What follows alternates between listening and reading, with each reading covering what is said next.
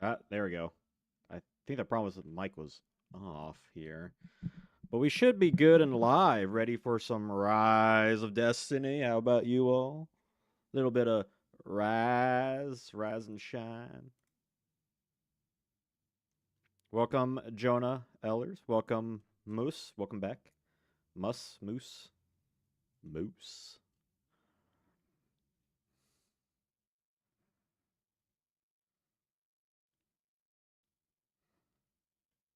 I think it'll be a good stream today, I think. I've touched up this stream a little bit in a couple ways. One, I'm bringing back that I had the starting screen made before, uh, but I decided to bring it back, have it up just so if I need a little extra time to work on a couple things. I slapped on some music on that, some new music anyway, that I think would be fun and copyright free. Hopefully, fingers crossed. I also have new notifications enabled on this, which should work for new subscribers, super chats, donations, all that stuff. Yu-Gi-Oh themed things. Nothing custom made yet. I have been thinking about it though. I think that'd be kind of cool to get a couple special donation things made. Um, but as of now, they are gifts, but they are cool gifts, and hopefully you might see some. But speaking of donations and super chats, I even have this little thing up here, up on top of the screen. I have a little donation goal if anyone feels so inclined throughout the course of this stream. I'm going to start kind of low. I think it's at $25. For a monthly goal. Set it relatively low. Not too terribly low to give myself some level of standards here, but not too high to be, uh, to expect much. But I think it's a fair amount. Helps go towards the channel. Potential helping going towards special cool emotes and uh, probably firstly foremost like the subscriber and like donation notifications. So I think that'd be the coolest thing. I do have my own emotes on everything for memberships, in which I do have a special thing, special notification for memberships. I also have a if you donate $50 or more, there's a special thing for that. But I'll have to hit up some people in the near future for that sort of stuff. I'm probably gonna have a hard out for streams moving forward. Just one because now that we have the sets um, are more streamlined, and also I just think to kind of reel back in and just have streams a little bit more. Uh, what's the word?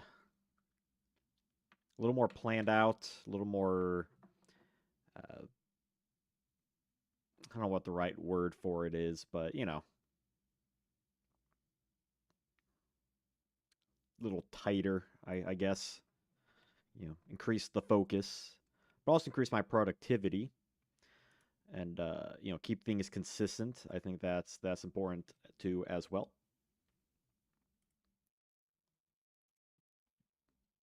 I think we should have a lot of fun though, as we're sort of nearing the end of like the tier list. Although I am considering jumping into the GX. Not gonna lie, depending on how this consistency stuff works. Depending if I start that second gaming stream, I'm still kind of on the edge about that. But I guess we'll find out one way or another. I mean, you'll find out when I find out. Basically, we'll see how busy I wanna make myself.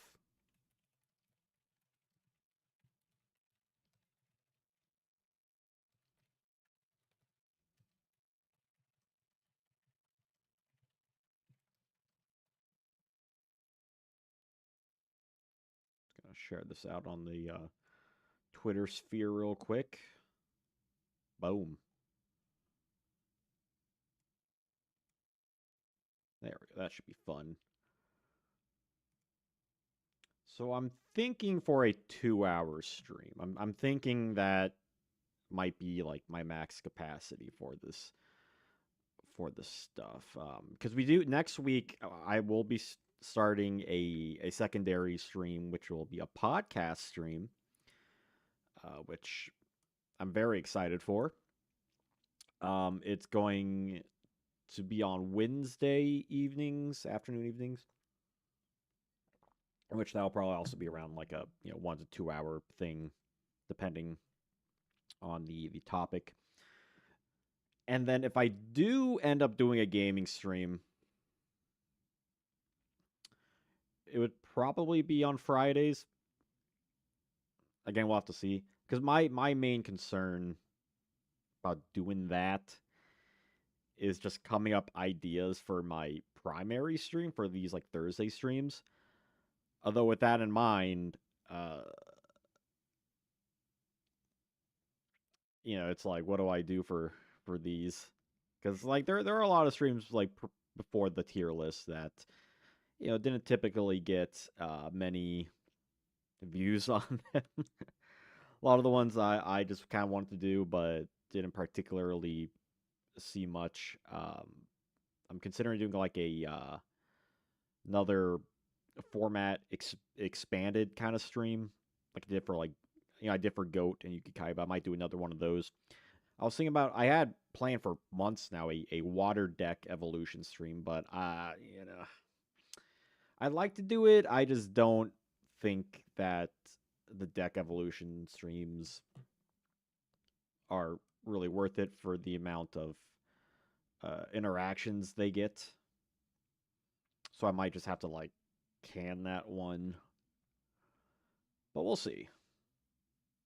Because then also if I do like a Yu-Gi-Oh game, right, is that part of the gaming stream or is that part of the Yu-Gi-Oh stream? You know what I mean? So that this is all stuff that we would have to play and adjust. Because I had all those polls on my channel recently, right? And like the two ones for the gaming stream was most people were fine with me having a gaming stream.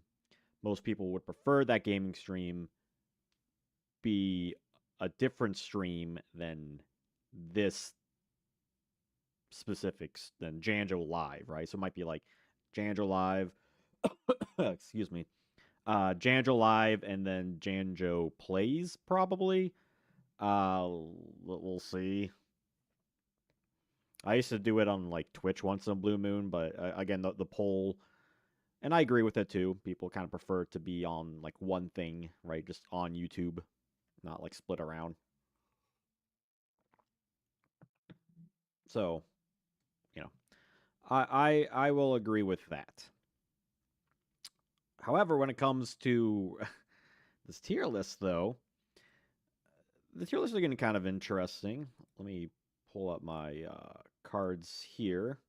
I do have the cards already. I already had made sure I had all the cards downloaded and ready to make this list beforehand. And I feel like this set's just like even weaker than Soul the Duelist. Is it not?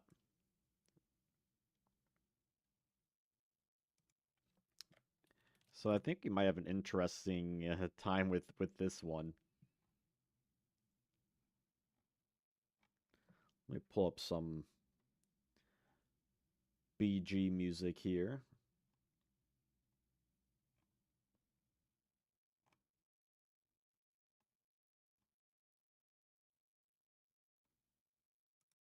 Just so I got some background aesthetic for myself. And I'll drag this to my third monitor. I've had this like weird issue with like my main monitor where if I'm watching like a YouTube video on it, uh it like glitches out. It's really weird. Like it's only when I'm watching YouTube stuff. I think it's something with like the YouTube background, how it like kind of moves. I don't know if you ever noticed that at all. Yo, Doctor, what? What's up? What's up, Doctor? What? These cards do look weak compared to the other sets you have covered. Yeah, like ever since Invasion of Chaos. I mean, there were some good ones in Soul the Duelist and Ancient Sanctuary, but it's definitely less. I mean, that's kind of par for the course, right? The sets are going to be like they're like half the size as is, right?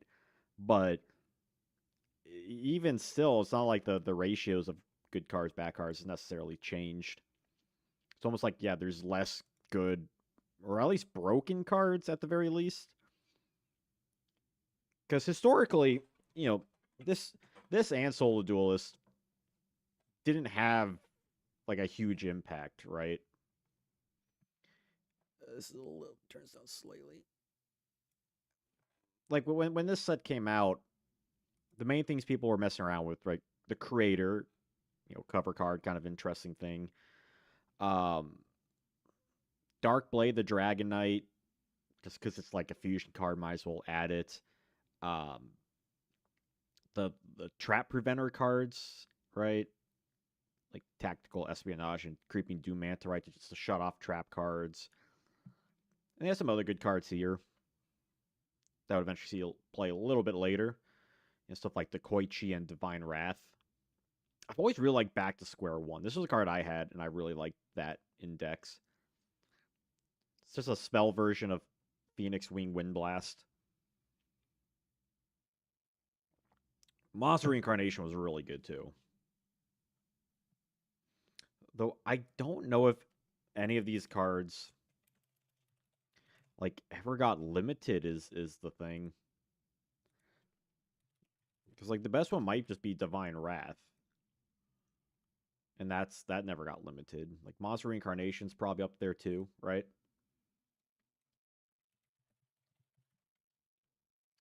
But yeah, like it was a little bit easier in the last two sets because it was like, all right, what was at least limited to decide for an S tier? Like, do we just have to uh what's the word? I am terrible at like thinking of words last few days. Like, do we continue to skew the list? Machine duplication, that's also in this set. Was machine dupe ever hit? That feels like a card. No. Well, how about that? Like all the best cards you can think of this set were just running free. Boss Brown, good luck. Oh, well, thank you. Hope this doesn't go horrendously.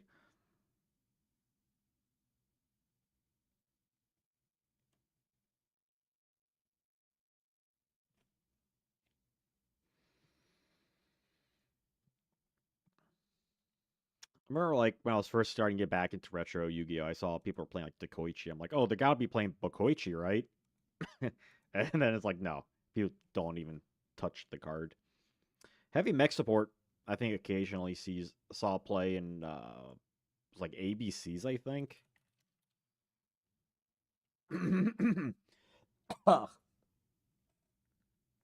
me, I got something back in my throat. Hey, Lyrical Star, what's up? What's going on?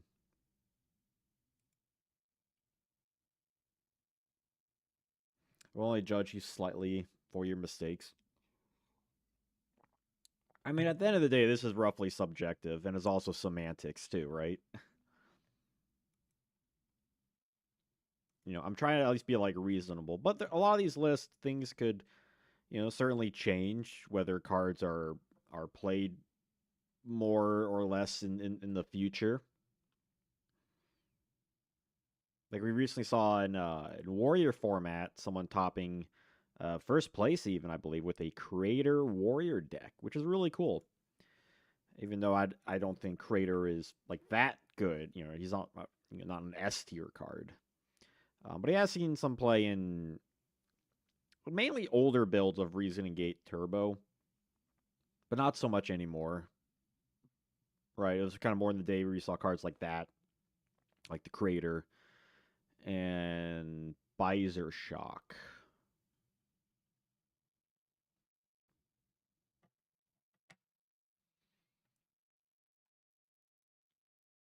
Because, like, what's considered S here, right? What did he create? He creates monsters. That's just, you discard and you special summon a monster. So he creates life, I suppose. Since TCG, don't know about the OCG. I don't think any cards ever got it. Yeah, I don't think any cards on the like Monster Reincarnation was really good on release in the OCG.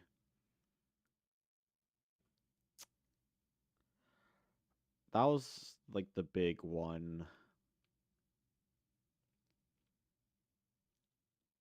I mean, Thesaurus was really good. Fusilier Dragon was pretty good on release in the OCG. I do talk about this in next month in OCG Series 4 history. Well, part of it anyway.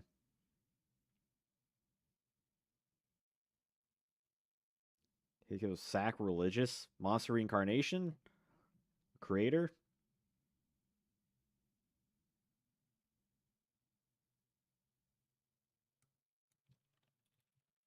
Cause even like the Stalos, it's like I wouldn't call that card an S tier. The creator. Surprised you're able to play Yu-Gi-Oh at all. I know there's like a popular there's like a show in Brazil that had this preacher talk about Yu-Gi-Oh's like sacrilegious. It's like some show. It's considered lost media, but apparently some people in Brazil have access to it, but they can't share it for some reason. I mean, yeah, it's definitely a fun set. There's a lot of like really cool cards, from the artworks to just playing and testing them out. Yeah, Machine Dupe can still see play. Yo, history, what's up? Like, I think we could put a couple cards in S tier as far as like this set goes, right? What is S tier? Because that's kind of the issue we've been having with the last few sets, right? Do we just call this set by like the overall rankings, or should this just fit within the boundaries of the set?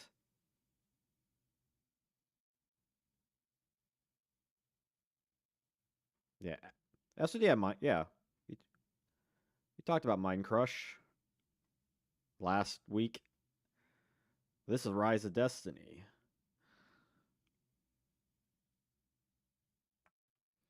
Like if we're talking S tier stuff in regards to this set,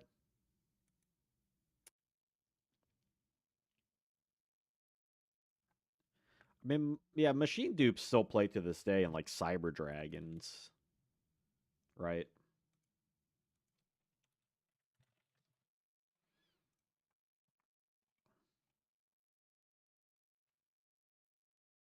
Yeah, like I would think Machine Dupe probably be considered like an S tier as far as this set goes. Because I don't want to have it where it's just like, there's just a bunch of like empty slots.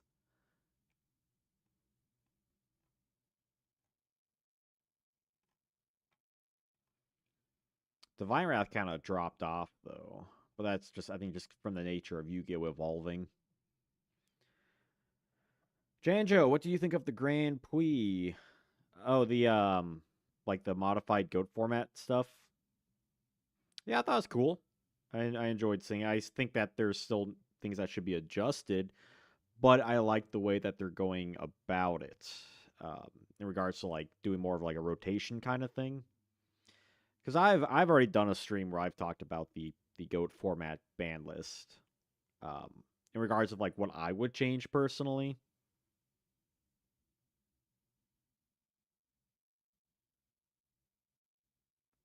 Mr. Joe. Mr. J.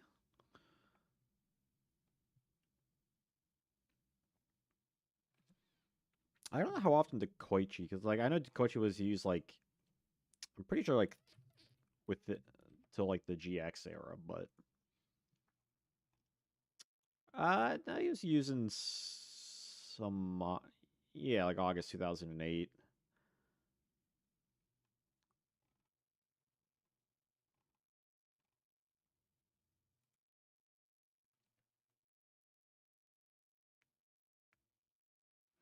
You spare the Pharaohs, zombie Koichi was super.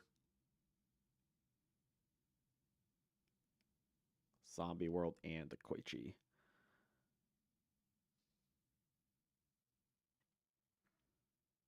Yeah, the Koichi really. I mean, yeah, there's definitely like a tier of like yeah, if we're talking like A tier cards, the Koichi, where was the other one? Divine Wrath. I probably put the Salus there too.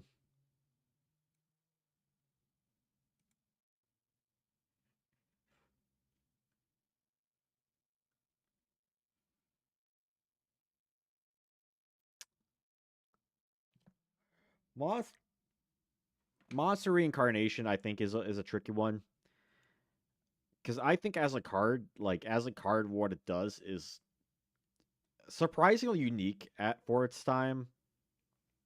Right, there wasn't many cards that kind of let you do what it did. Right, to just bring a monster back to your hand. Like you didn't need to flip it. You didn't need to worry about something being immediately committed to the board. Like I talk about this card a lot in my upcoming Series 4 video.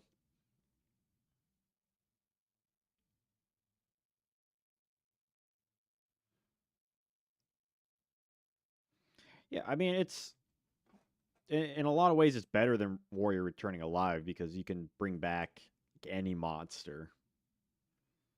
Like you can bring back a Breaker or a Tribe Infecting Virus or a Flip monster. I don't like yeah, because that's the thing. I don't know if it saw much use in the TCG.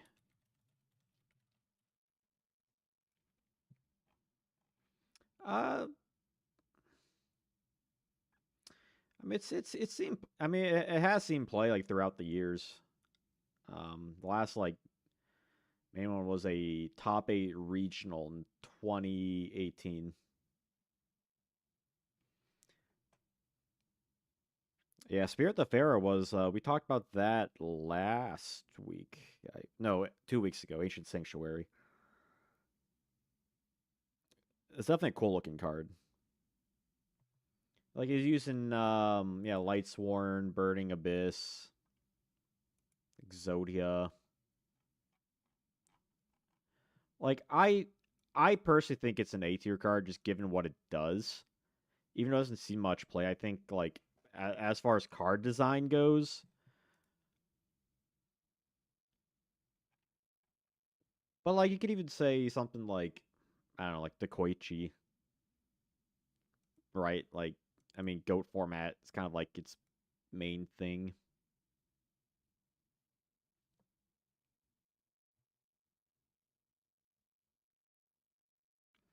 Yeah, definitely check that out. Ancient Sanctuary was a pretty fun one. Your Heartbeat Lady is really good too. I mean, I think this might be for A tier. There's a lot of other cards I do think are really good in the set, but I don't know if any I would be like, this is great card design. Also, shout outs to Lighten the Load, which we saw last Friday in the Goat Formats Goat Modified Goat stream, where I believe it was used with the Crab Turtle deck. Love that.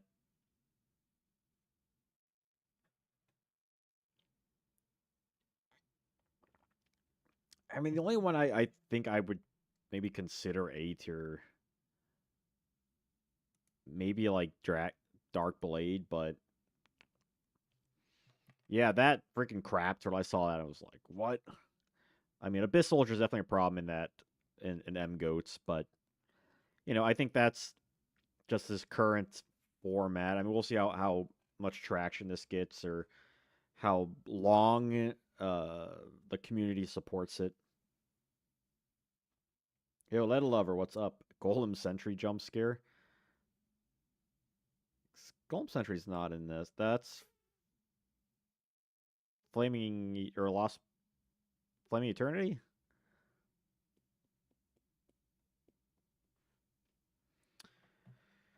Yeah, I guess that's true with Harpy Lady 1, but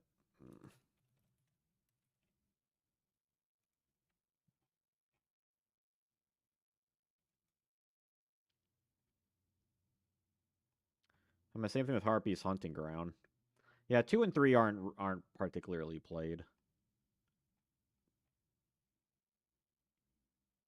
The last top was a top 64 in a 2019 uh French Nats. That's the only time in like any relatively recent history.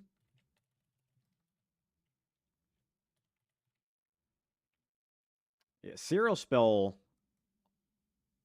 was really good in the OCG as well.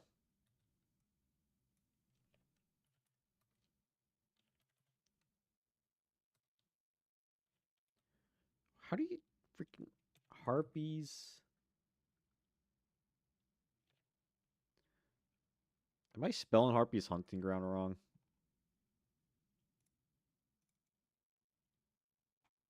Oh, that's dumb. It's S apostrophe.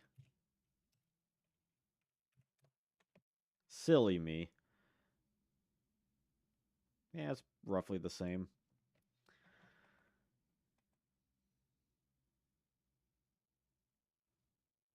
Yeah, serial spell. How's yours wouldn't seem much competitively?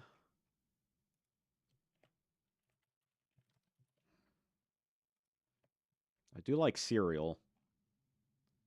Uh, using like one deck in 2004.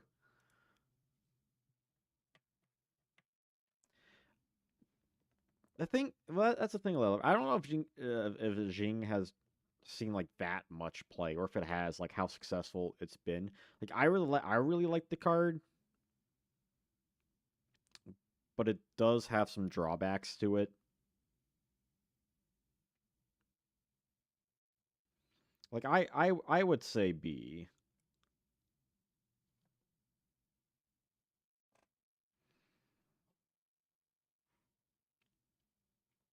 Like it seems more of like a cult card almost, like a fan favorite kind of thing, more than like oh this card's like naturally good.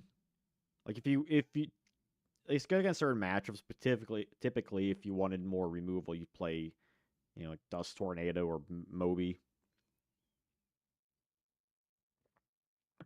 Like it's good against stuff like Burn and stuff, but like it's better in decks that are much faster compared to because once your opponent like just destroys it, then they still have their cards afterwards. The B movie of trap cards, maybe.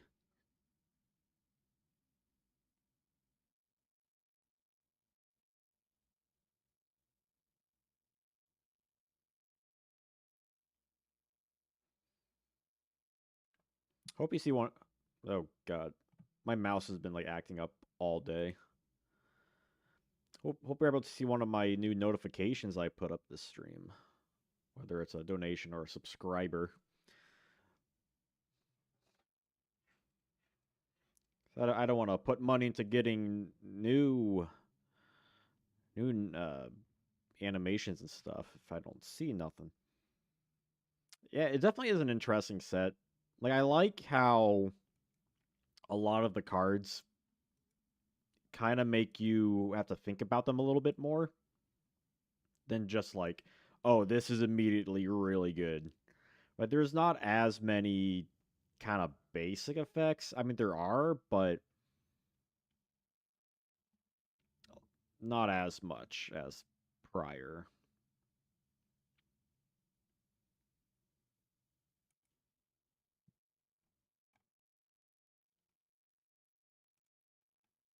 Harpy Girl and Gadget Soldier, whatever. Yeah, those are bad. I don't know quite what they're thinking with some of these cards. Those are for sure particularly bad.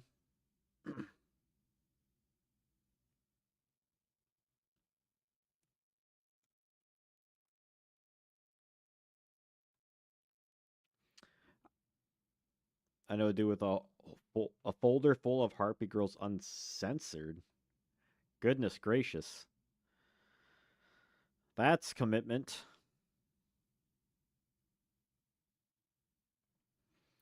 Yeah, I would put Zero Spell in B. High school. Oh goodness. Why does it smell sour? It's not even come Tuesday.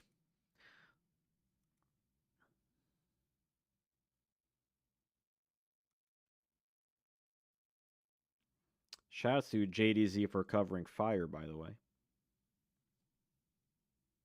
Like there's a lot of cards on here I'm like that it's a lot more like casually good stuff, you know? Moki Moki, obviously, yes. Also, shout outs to Speed Duels for finally giving us a Moki Moki skill. The high school pot dealer. Ah, okay. So you have to be nice to him then.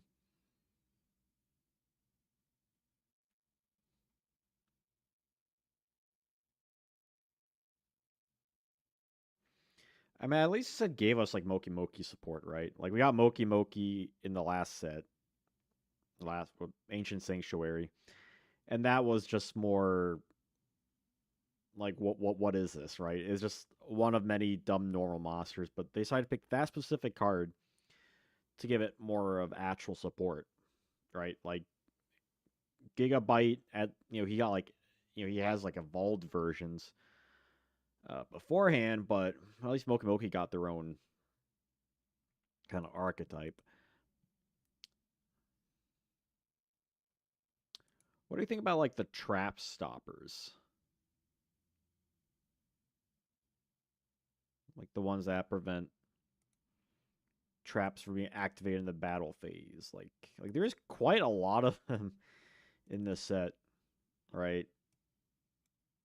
Like we got Mirage Dragon here.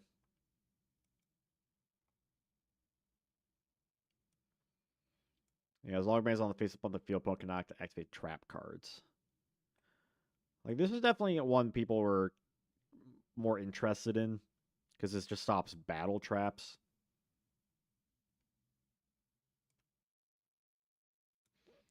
Like you got that. Let's stick them all together here. Mirage. Got Mirage Dragon, Creeping Doom Manta. That'd be Pitch Black, Tactical Espionage, and I think Invasion of Flames. Yeah, which is kind of interesting, right? Fire, water, light, dark, and earth.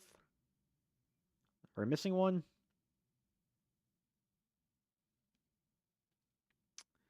What does that bird do? Eagle Eye. Is Eagle Eye one? He is. Like this is like they like like think about this, right? This is a good chunk of cards in the set that they just dedicated to this. Mirage Dragon, Band of Casual, Yugioh. I mean, it's great, right? Get us some good monsters. Also your opponent's Saku and Mirror Force and stuff is just like shut off. 1, 2, 3, 4, 5, 6 out of 60 cards was for that.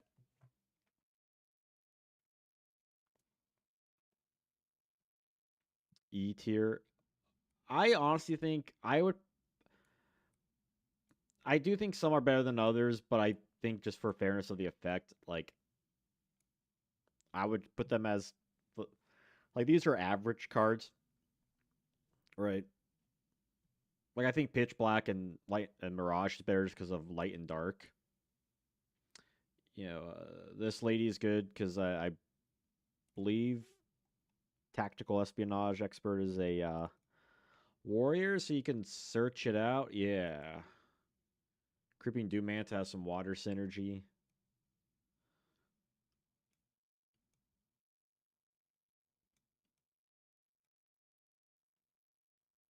Snake.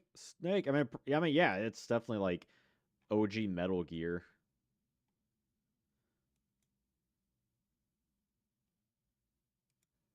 Also, we're almost at 5 likes. Can we get to 5 likes?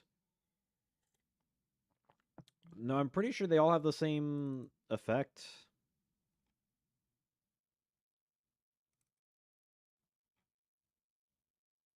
Oh, no, wait, no, a second. I think I'm wrong.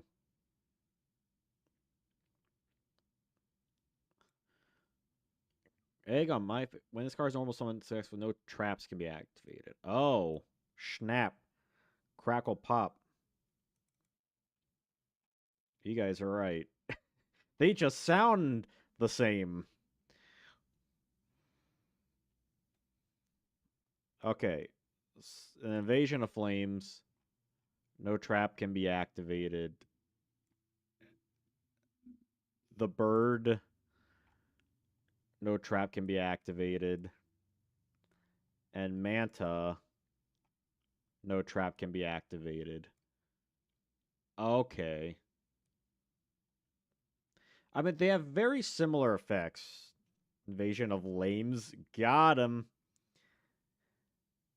Like, it feels like it should be the same, right? For, like, attributes? Because that seems to be kind of the idea. Maybe they just didn't want to reprint the same card 6 times, 5 times, however. Yeah, 6 times. Are we missing one?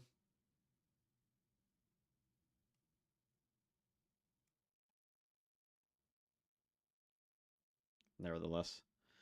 Because I guess these guys, like, you can't torrential or trap hole or bottomless, which is kind of nice. I guess, like, on release, because, you know, DD monsters were powerful, so you want to get rid of them with, stuff like bottomless.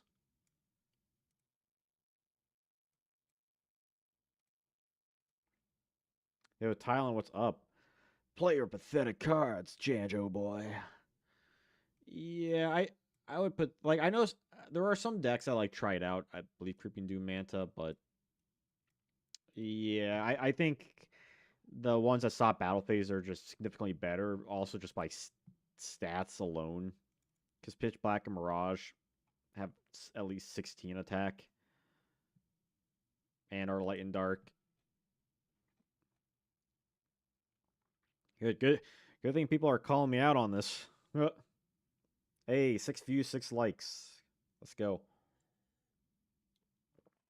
Just spill some water on me. Oh no.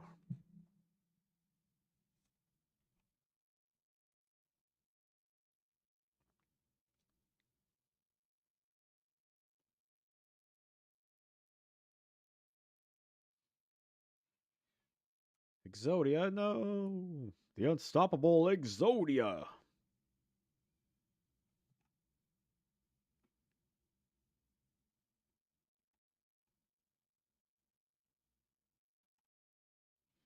Open Source is pretty fun too. There's a lot of fun cards in this set. Is it not?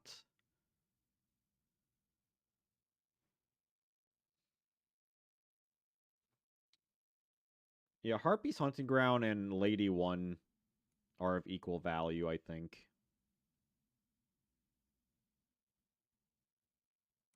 I would say B just because like they are still played in Harpy's decks. But where does that leave 2 and 3?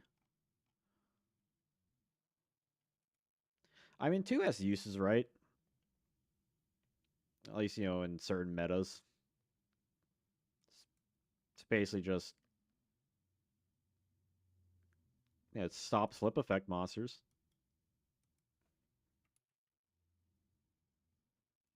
And this one is really bad.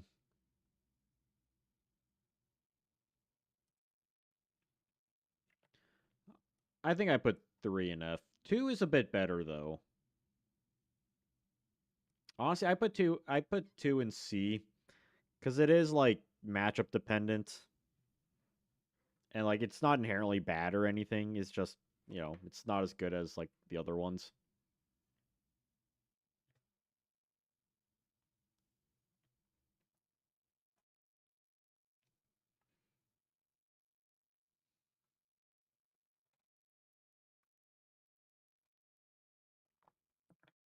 I'm gonna save the creator ones for last. I think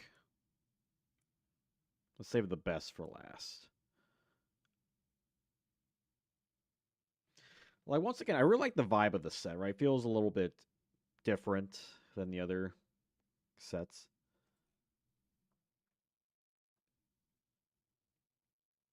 I'm all about them vibes. So when fun fact, when this card first came out, it was originally called Big Core, but it would be renamed as BES Big Core. The more you know.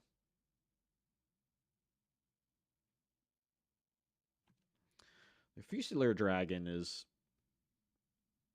up there too. I would say B. That's BS. Stupid. Got him.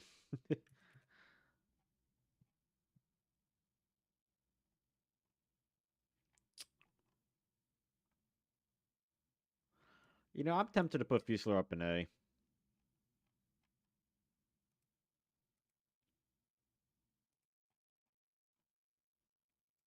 Fusilier is really good in a variety of decks.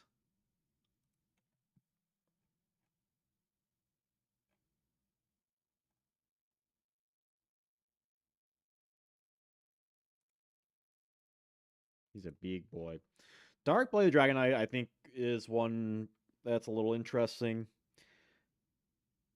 Just because, the fusion deck is always kind of weird, right? Like, you can always add it in, so it's kind of weird when you look at, like, top decks of, like, hey, it has this card in it, but do they actually play him that often? I guess that's, like, the question. I would say he's a B, just given, he is considered more boring, boring cards, card fetish boy. There's a lot of fun cards in this set. I don't want to call this set boring.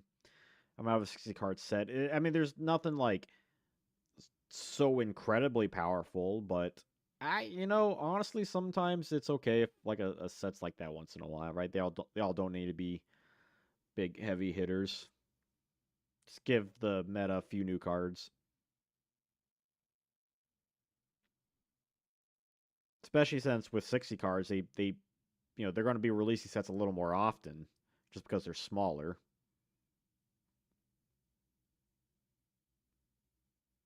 Plus, also keep in mind that this set also included ultimate rares.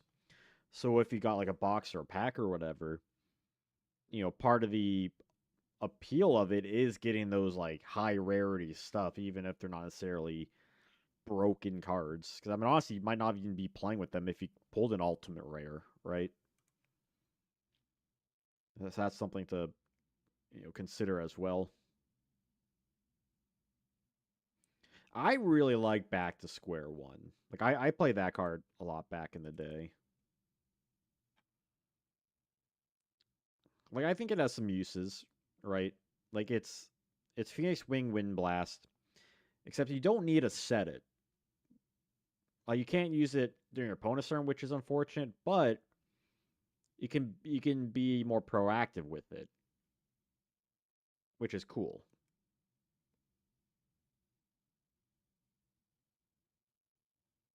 Yeah, a lot of those alties are pricey, but damn, do they look pretty? I gotta say, I would love to make a video just about ultimate rares, but I honestly wouldn't even know like talking points about that other than like I just think they're neat.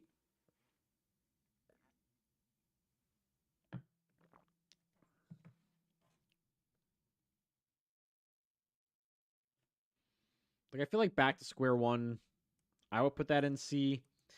I would feel like it's unjustified per se to put it in B, but I don't think it's a bad card.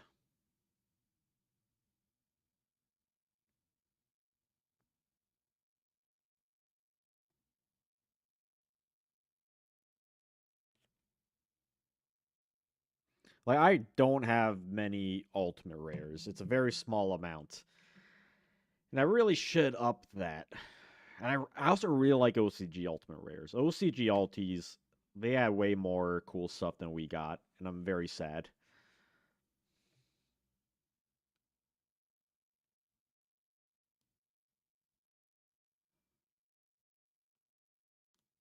You think C's best place to put that? Yeah. Like there are a lot of cards, like I would admit, like C's probably fair. But then other cards, like, where exactly do I put that? I think Bakoichi goes down here too. I think it's cool that you can do stuff with it, with like the Koichi and Machine Dupe, but it's like, I don't know. It feels like it's such a bad use of card resources, especially since the Koichi is a flip monster. And these guys like are all weak and just don't do anything otherwise.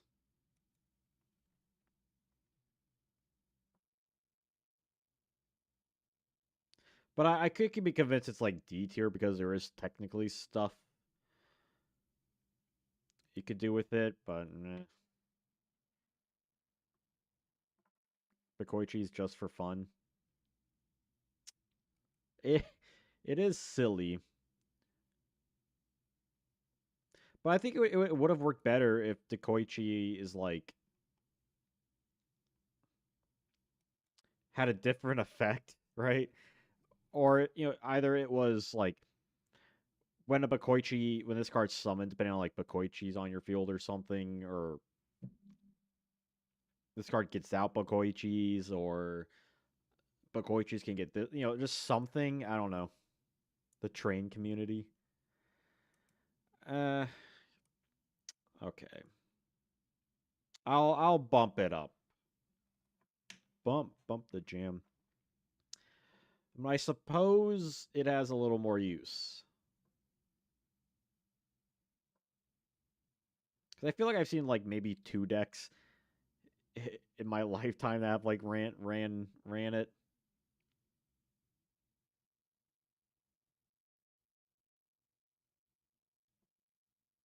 But like, I mean, technically you could just summon Harpy Lady 3 from Elegant Egotist. Hey Lee, what's up? Lee, the legendary master of tactical style. Nice.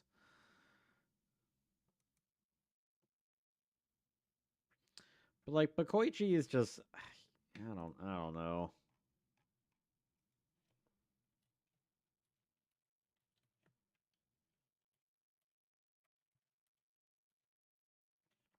Is it Bukoichi? Bikoichi? Bokochi? Bokorichi.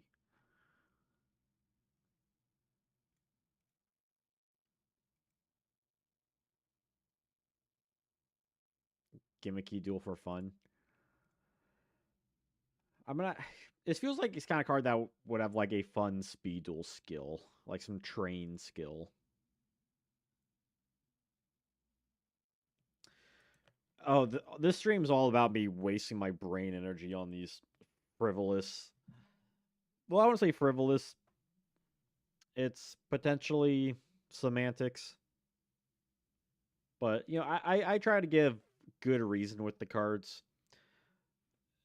So I uh, understand the set, like the card by cards better.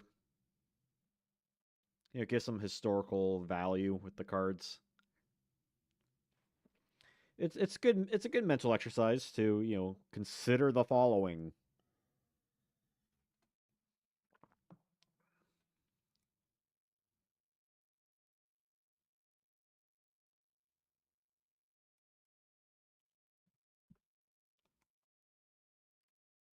But I'll also if people feel like there should be one thing over another, I won't necessarily disagree with that.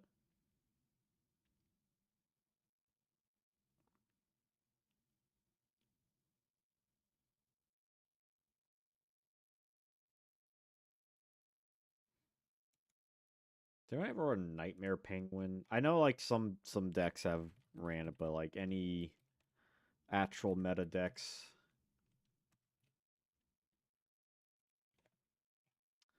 No, not really. Like, there's like the occasional goat water deck. Dual science guy. Bill Nye was great. Like his like '90s show. Watch that in school. Bill, Bill.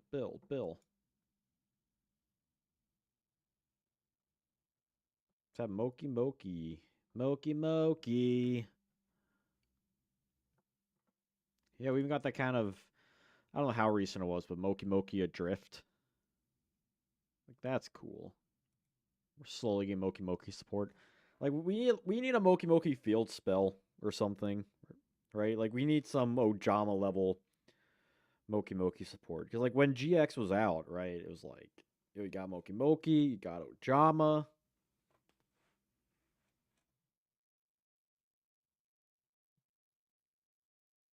It's like Ojama got some love with Ojama Country, like primarily. We need a little bit more Moki Moki stuff. Like there's what 4 Moki Moki cards in Yu-Gi-Oh. Yeah, Chad versus Belowski. Chaz. Chaz. They got Moki Moki, Moki Moki SmackDown, Moki Moki King, and Moki Moki Adrift. I'm pretty sure that's all. Like, specifically Moki Moki cards. Like, yeah, there are tangential stuff like Human Wave Tactics, but I could be missing one. Chad? Chad. Like, I would give them a solid D. No more, no less.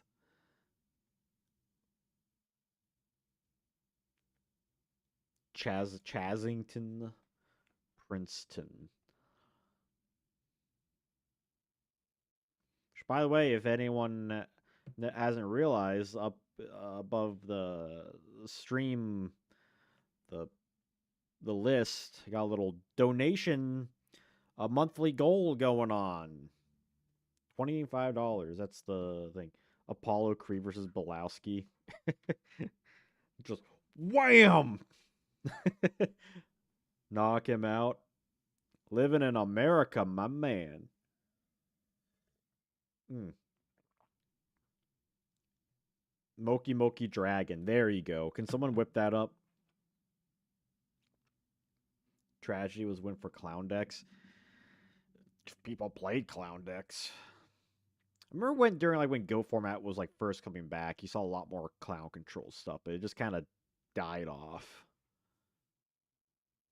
Puff the Magic Dragon, maybe. Honestly, I can see Moki Moki Dragon, but like just having the head of a Moki Moki. I would get a Moki Moki tattoo. I'm just saying. Like, you know what I'm picturing? Anyone here watch Naruto? I read Naruto Weekly when it was coming out, or I've been reading since Land of Waves arc. All right, this is what Moki Moki Dragon should look like.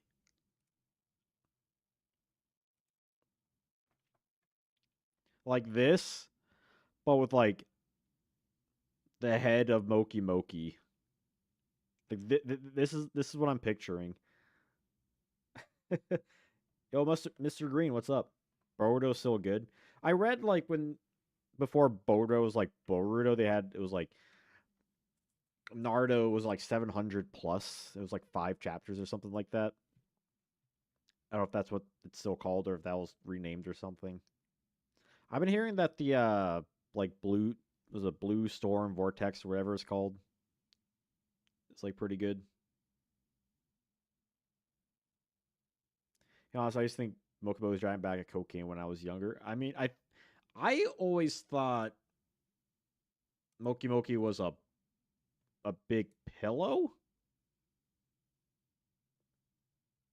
I could be wrong. But that's what I saw. Like it's shaped like a pillow, a big white pillow. But what got better when Kishi took the reins? Oh, did he like take control over it? Because wasn't it his um like assistant working on it for a while? Because I remember towards the end of Naruto, his assistant was like doing most of the art. I'm pretty sure. And then he started doing Boruto. At what point did Kishimoto take over? Because I know the anime and manga are like two different things. Was it both or like one or was it like only from like the time skip? I think it's like the DBZ Cell Saga now where it's at.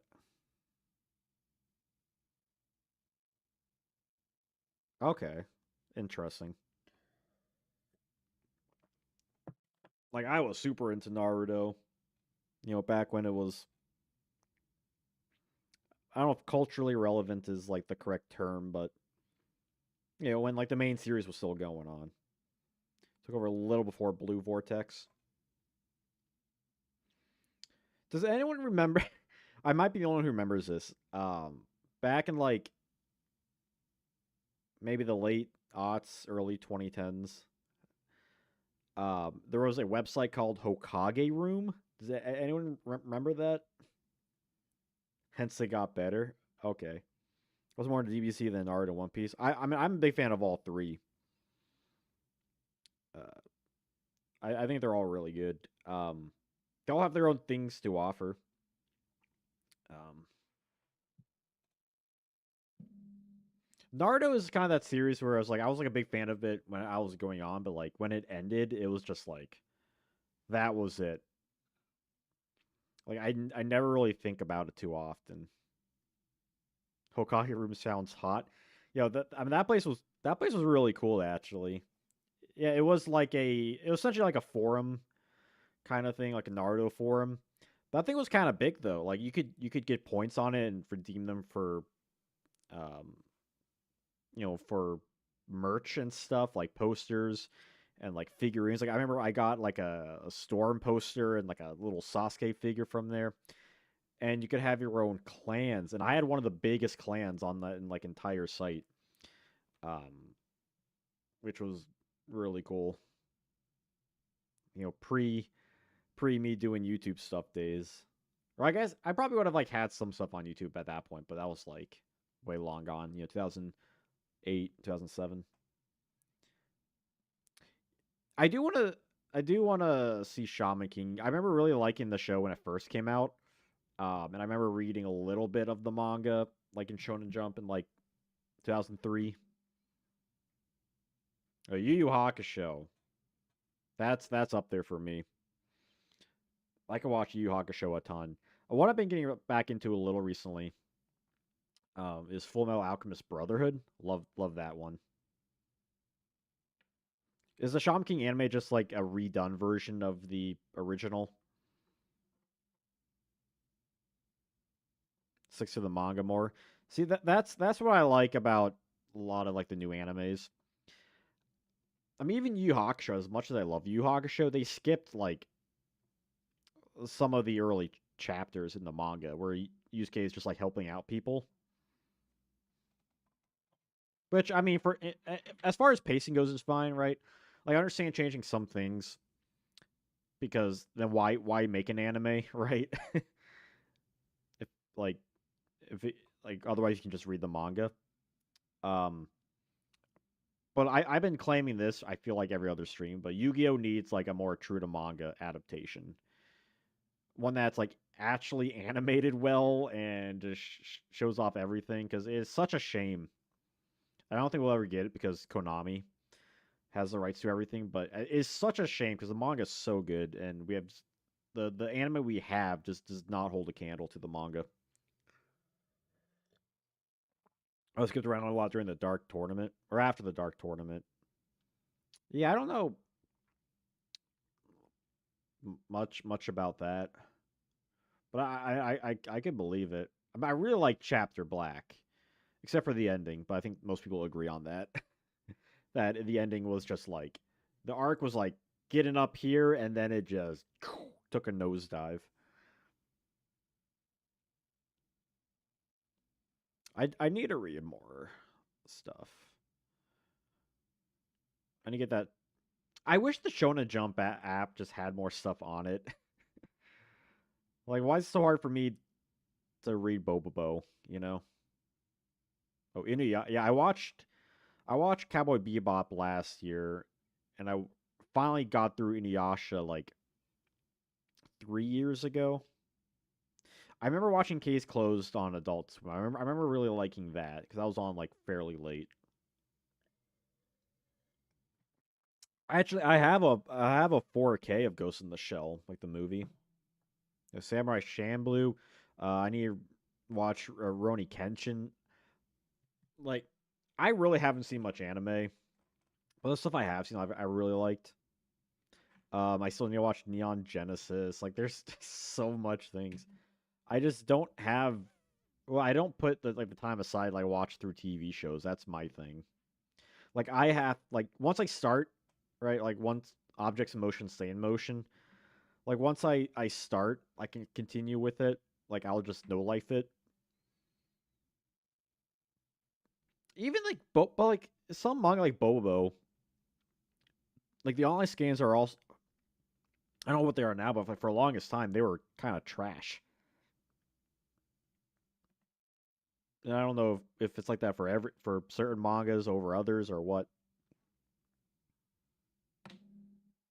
Death Note's really good. Goes on for a little bit too long, but very tense. I do need to watch through the entire Full Metal Alchemist anime. Like I watched it when it came out, and I've seen all of Brotherhood. Yeah, I mean, at least we have like something, but it's still is like I don't want to read a scan that looks like it was on a school scanner and it looks like it was burnt. You know, Helsing. Like I want to watch Attack on Titan. Like there's so many ones I would like to watch. Fist of the North Star. I'm a big fan of JoJo's Bizarre Adventure. I hope they make the parts 7 anime. Don't know what the I don't know what the status on that is if they're actually doing it. Bobo's so fun. Bobo is so underrated. It really is. Like the manga, the anime does not hold a candle. They censor way too many things. The manga's hilarious. They freaking got Takahashi to like do a cameo in on it.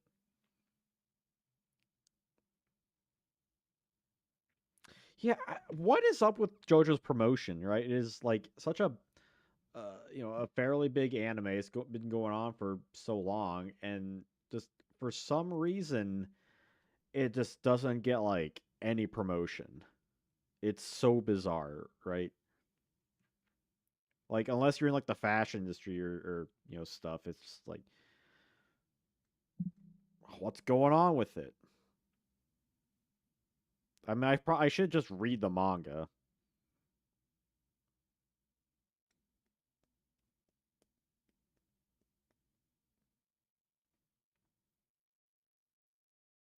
Air Gear.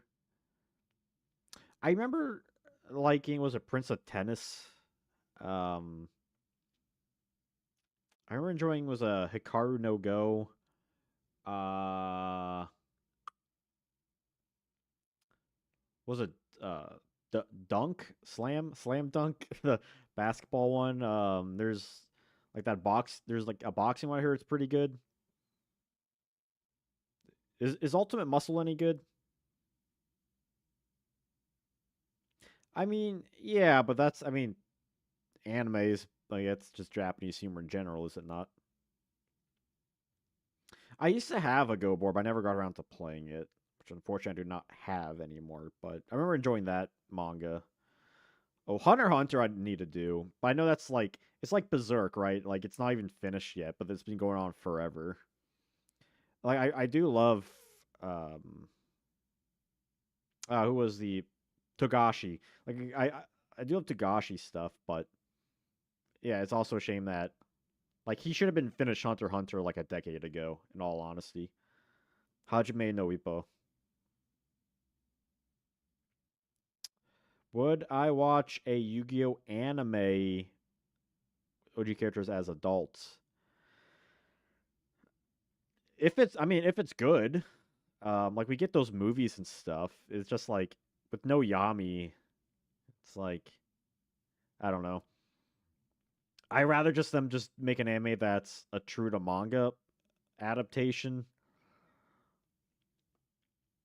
more than anything. Beyblade, let him rip. I had friends that had Beyblade. I never played the game. I do want to watch Digimon. I recently did download like the first 4 seasons of that, so I might be checking that out. Yeah, Ultimate Muscle. That was 80s, right? Ultimate Muscle, or like was that like around the time? I think that was around the time when JoJo's was like getting big too, or maybe it was like slightly before JoJo's, but like after Dragon Ball and Fist of the North Star. Isn't that like era of big muscly musclemen?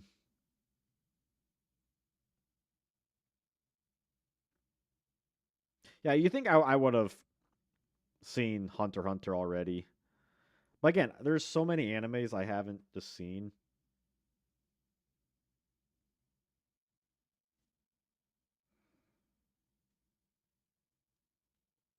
You're the kid who would put actual screws on the spinners of Beyblades. That's evil. That guy's a villain. Does anyone, when speaking of Beyblade, does anyone remember Battle Beatamon? It's just me. I think the follow on came in 2000s. Okay. Yeah, I think that was on like was it Fox Kids? I think Metabots. Oh, you remember? I had a Beatamon set. I remember I got one for the holidays. I remember that thing. I remember it being like so cool. See if that didn't like catch on more. But no, we got like 5 years later, however long it was, we got Bakugan, which also kind of fell off the face of the earth.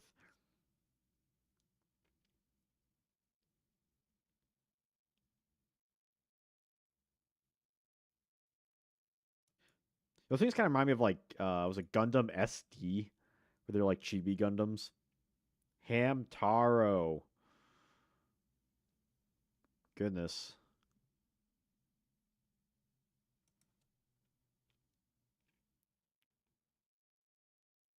See, there's yeah, America, like we're terrible at like importing anything, which is very unfortunate. There's so much anime to watch, and I barely see any. Bakugan was the shit. The video game on the Wii. Monster Rancher, Slime Rancher. Yeah, Bakugan was like such a huge thing. I never played it because I was this wasn't my jam, but I just knew so many people that like one of my close friends, like his little brother was like super into it. And that's basically my only experience was like that, but even that's was like barely surface level. Yeah, but Hunter x Hunter isn't like over yet, right? Like the manga's still ongoing. There's like a 90s anime and then there's a more recent anime. Like where do I start? Do I bother with the 90s anime?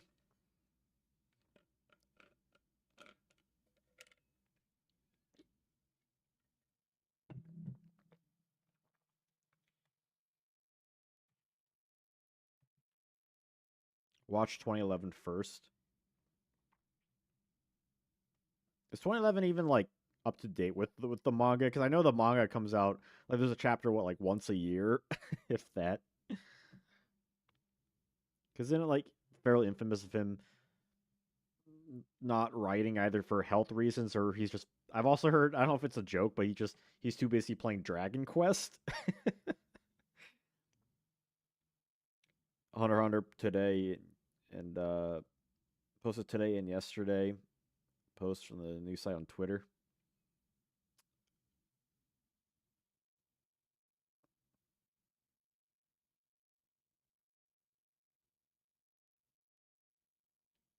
Fighting Foodons. I do not.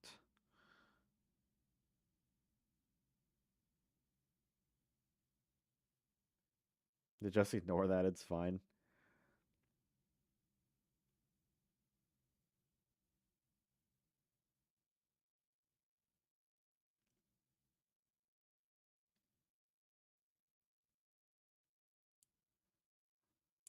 Wait, so is the 2011 anime over?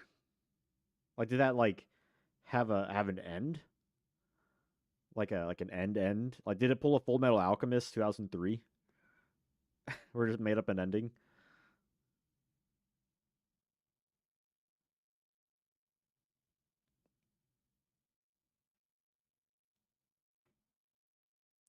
Oh, it's been over. Shnikes. Or did it just like end at a just finish a story arc and just like that was it?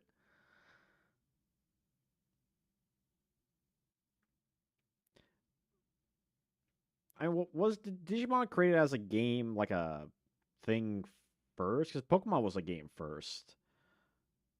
So like I can understand from that aspect.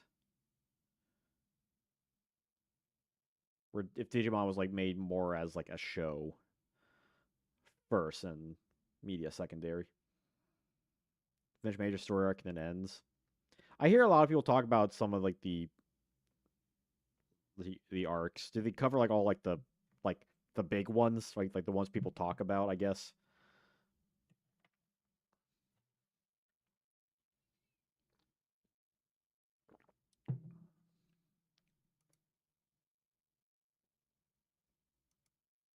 this is more afterwards in the manga, of course. Yeah, because the manga is perpetual.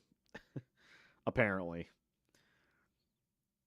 Digimon movie was cringy and bad. That so it was good. I remember people really liking the Digimon movie, but yeah, I never seen it. I would watch a couple episodes of like the show like once in a while, but that was kind of it. But I remember really liking it though. So yeah, I had some of the cards, but yeah, it was not nothing I pursued.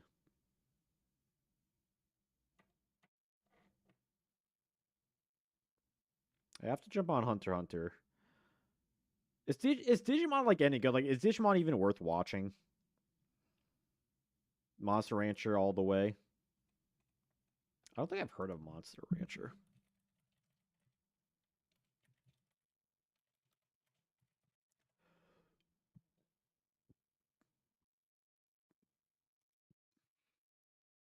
That was the video game.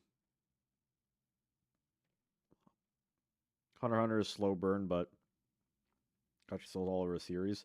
I mean, if he can do it at his own pace, I mean that was kind of the issue with Yu Yu Hakusho. By the way, can we get to 10 likes? We're kind of close to that. Um, yeah, like Yu Hakusho, like he just didn't want to work on it. But he was like forced to, and that ended up like it's such a shame. I wish he just went back and just redid the ending of Chapter Black and then the Three Kings arc.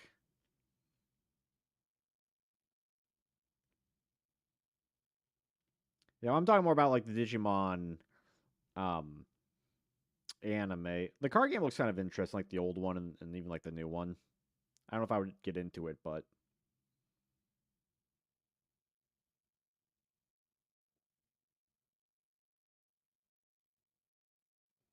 I did download the first 4 seasons, so I think it's dubbed though. But that's also because download them from a quick site. Third season showcases a card game. Interesting. Yeah, I remember really enjoying the fourth season where they like become the Digimon. But I was also a kid, so I'm just kind of where I'm like I start watching it and it's like oh, like I rewatched through Pokemon like 2 years ago, right? Technically, season one and half of season two is like the entire like Kanto stuff, and it's like yeah, this is definitely something you would watch as a kid and not past that.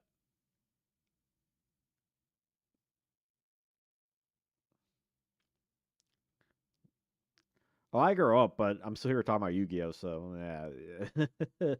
Who's to say?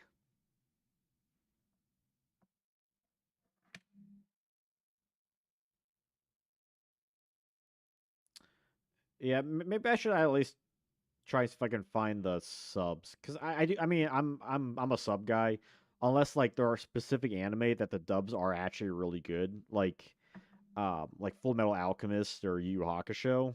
You know, like those I'm perfectly fine watching the dub because like they have like A tier cast. Dragon Ball, another one. Well, depending on the dub anyway. Big green dub all the way, of course. That's the only dub. Sometimes I imagine it's me out there trading blows with those monster titties.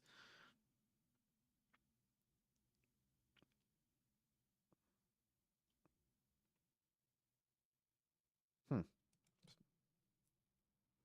Yeah, it's always cool when you see like actors are like, oh, I know them, or like, hey, they sound familiar. Is that is that Frieza? Guillemon, Gillo, Gio, Guillotine.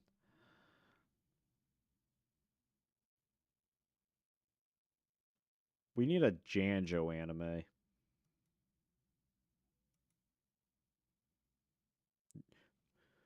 Next time on Dragon Ball Z.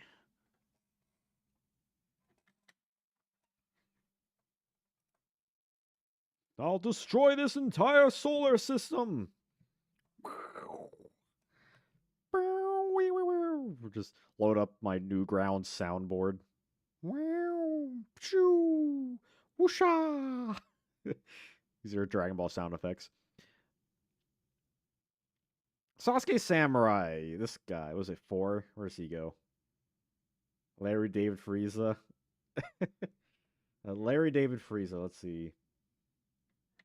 Hmm.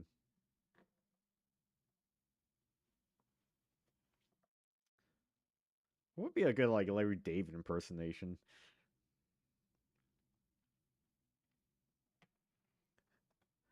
That Goku, he's good. He's pretty good. I mean, Super Saiyan. So what? I've seen Super Saiyans before. Just Super Saiyan down the street. Horrible Larry David impersonation, but hope I get the vibe. Sasuke, yeah, Sasuke Sam is B or C. Pretty good. I definitely feel like Larry David like half the time.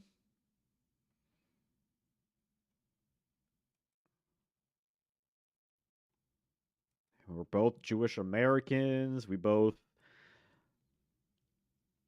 um live in America. Both white. We both like Seinfeld. I did watch Seinfeld through last year.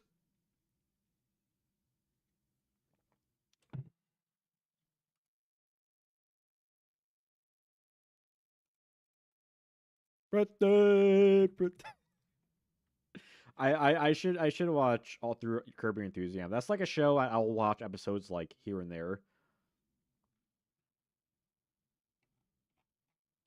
Schlep everywhere. Sasuke, I feel like Sasuke 4 is you see him pop up like once in a blue moon,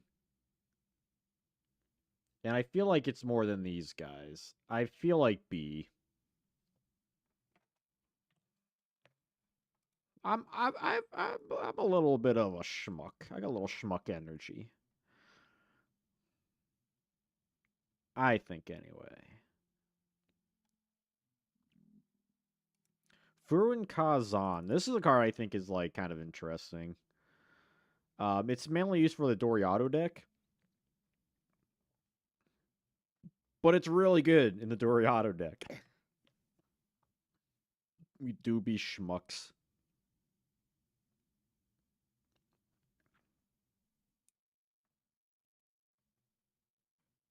Got that schmuck energy.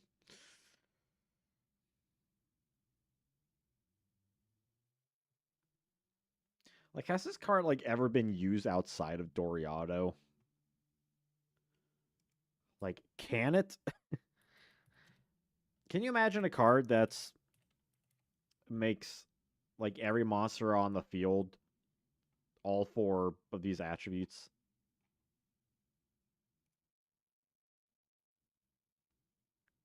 Would that be too busted? Kinnikuman move. Hmm. Furin Kaza. There needs to be a Kamehameha card.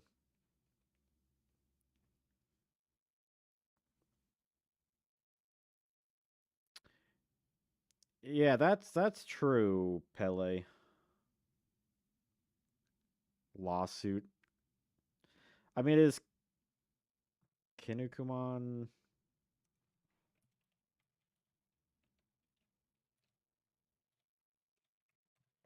Well, that's Ultimate Muscle. Now, it was first adapted by Toei and then Nippon Television. Did Nippon have rights to Yu-Gi-Oh? Because Toei had the original rights.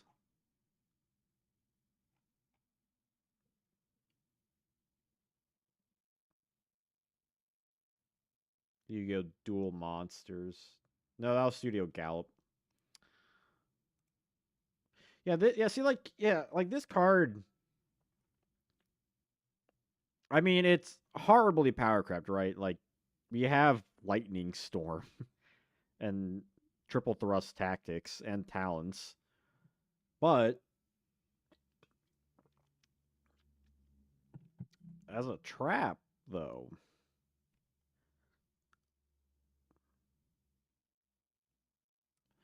like another card I could see it be like a B or a C.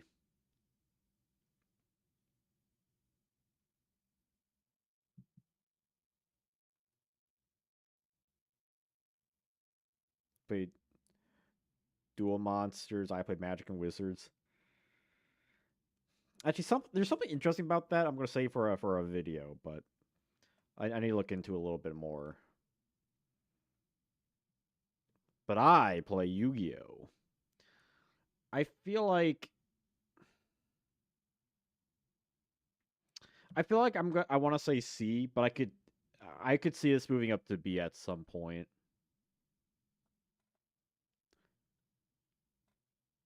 Like, it is technically a gimmick card,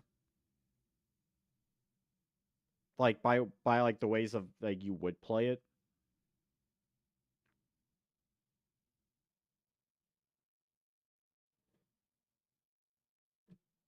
And it's gimmick and also like kind of jank too.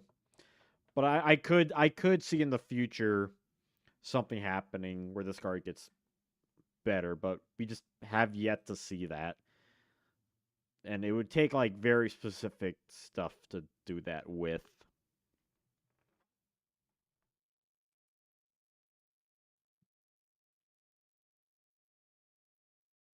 It's got 8 likes. I hope we get to 10. Maybe even a donation or two. Guess we'll find out. See, Element Source I think is like kind of solid too. Cause like him in a fire deck, you got a 2000 beater. With an earth deck, you can negate stuff like that's pretty good. 2 effects, and those aren't asking for like that much. I think Magician is worse. It's because its attack is like pretty low and whatnot. So I feel like I want to do this C and D. That's probably fair.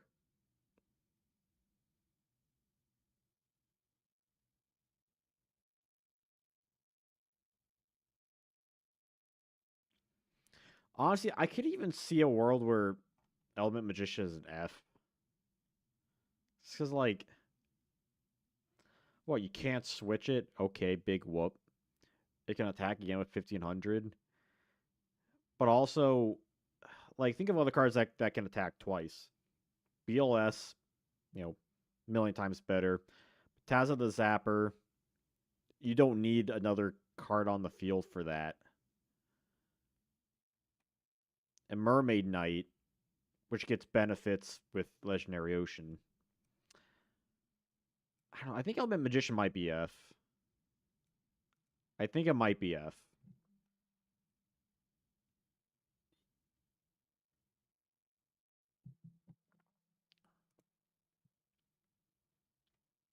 Cause I'm just, cause like, but Koichi, for example, like you could theoretically get like some card advantage out of it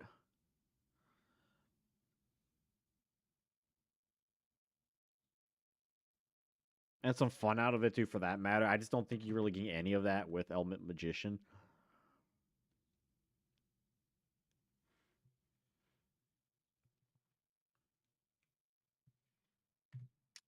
Homunculus, I think, is like decent too. The Alchemic Being, like 1800 light, good stats. Honestly, changes attribute, which works in the graveyard too. Was this guy using any meta decks?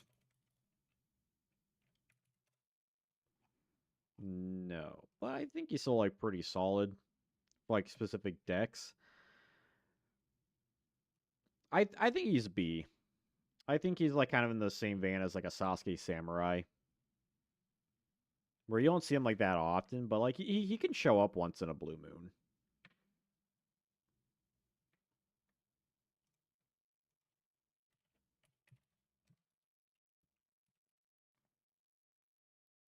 It was a heavy mech support platform. I thought this guy was using like some Cyber Dragon decks, but nothing meta relevant. Am I just thinking of like a different one? Am I thinking of support armor? No.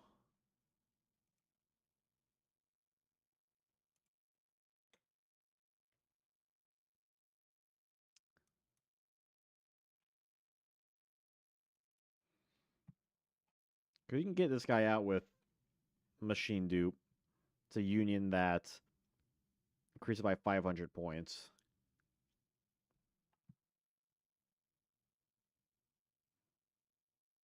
And he can equip to a machine monster, as well as added protection.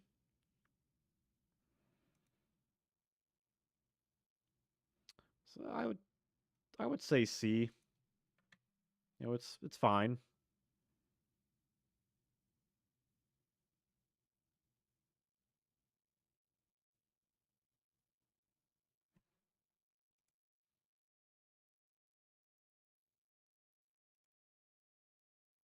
Nightmare Penguin. He's flip face up. Uh, can bounce a card back to the hand. Increases water monster by 200 attack. Good defense too. Like this guy has been using like solid water decks in goat format. Though I'm always confused on like a flip effect versus being flipped face up. Like is that's a different thing, like right?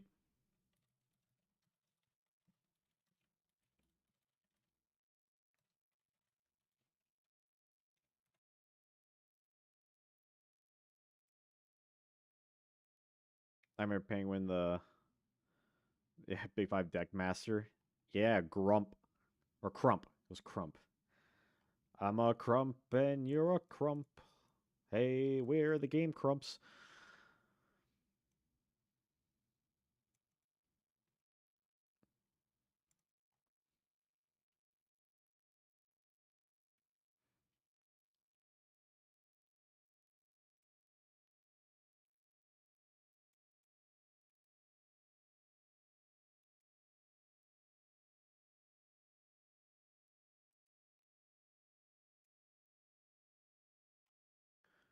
Monster flip.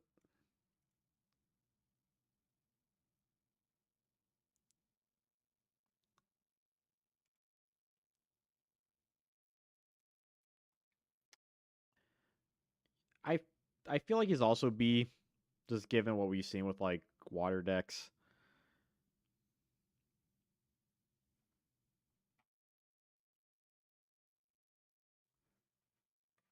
Yeah, so if your opponent attacks into this guy doesn't get his effect. He has to be like flipped up in a different way. Atrium, this card I always thought was kind of interesting. It's like Mariokutai, but it's like a trap version, which I think is kind of spicy. Doesn't say aqua effect. Yeah, it's not a flip effect. It has a it it's not a flip monster, but it has a flip. It's confusing.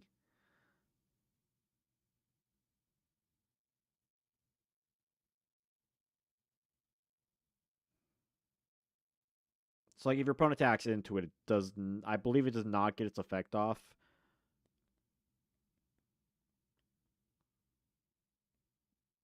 I could be wrong though, but it's dumb wording.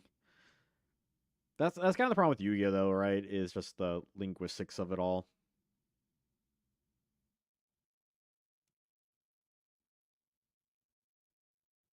Like this guy's kind of cool because you could summon him to have like a one-turn protection, potentially multiple turn protection kind of thing.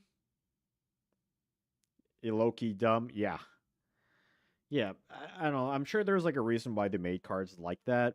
Like you have like the reflippers,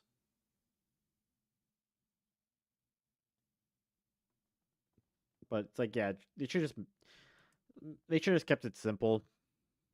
Like I'm sure they had like a different idea for about it. Gets effect when it's attacked into. Yeah, then like what's the point?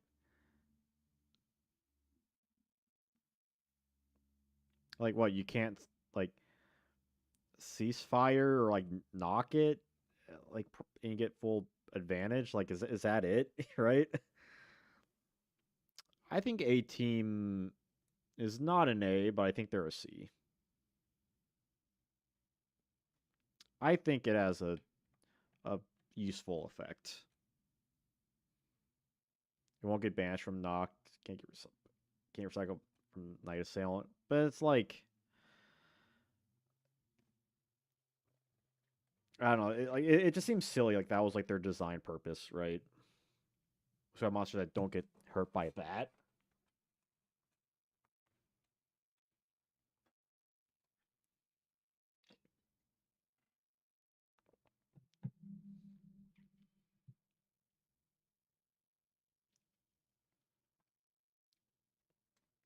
Like I don't know what the first monster that had that kind of effect was, but that certainly seems silly, doesn't? Light the load. I think it's odd.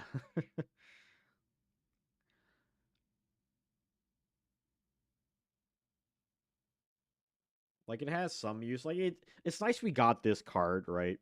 So if you have something that needs to be special summon from the deck, like like a Dark Sage or Red Eyes Metal, Red Eyes Black Metal Dragon, then you can put them back in the deck and or any other bricks, and you can like draw a card. I think it's a good design card in terms of what it's doing. It's kind of a shame it's not like level 5 or higher, just to kind of add a little bit more. Oh yeah, I mean anything with Mystical Knight of Jackal, like I gotta love.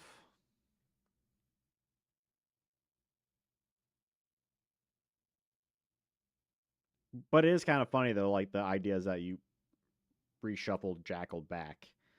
I mean, it's nice. Like, so if you have like a brick, you can just get a free card. I mean, you do have technically have to use the card. Like, it's kind of like an always neutral card. I guess it's technically defaultly a neg one because it inherently doesn't do anything. But unless you want to brick your hand certain situations, so I can't hate on it.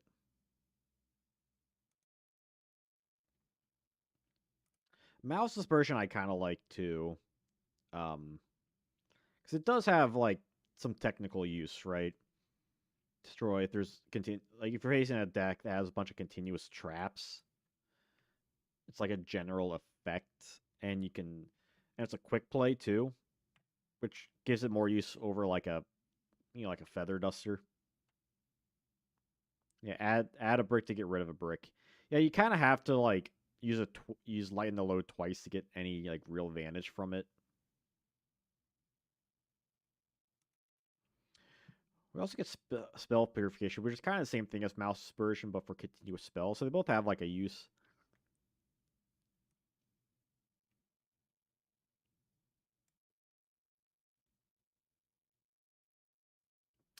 I honestly think these are also C tier. I think it's just general specific destruction effects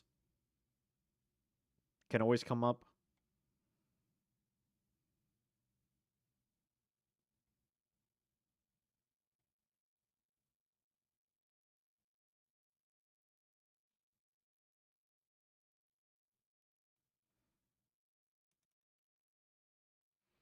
Rock from the Valley of Haze, level 6. When I send from the hand to the grave, you shuffle back in the deck. I don't know what the exact use of that is. I feel like I've seen this guy in a deck, though. I could be wrong.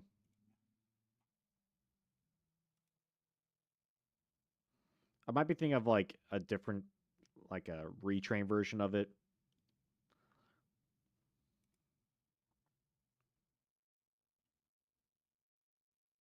Yeah, Mist Valley precursor. Yeah, basically. Yeah, that's what I'm thinking of. Is there like a Mist Valley like version of this guy? Yeah, because I don't know what the use of this is. I mean, it's technically a resource you can like reuse, but it has good stats, I guess. But like, that's not saying much. Like, I would say he's a D.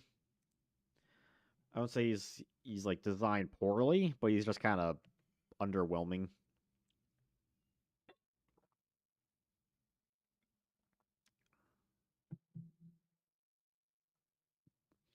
Let's do the last vanilla guy. Would Borg in Patchy. I mean, you can machine dupe this guy out, but it's like, so what? Lots of Yu-Gi-Oh cards have effects. You really have to think hard what the point is. Yeah, and that's kind of the important thing about these tier list things is like kind of thinking of the why. Like I've always enjoyed the Apache cards, like the lore behind them and everything.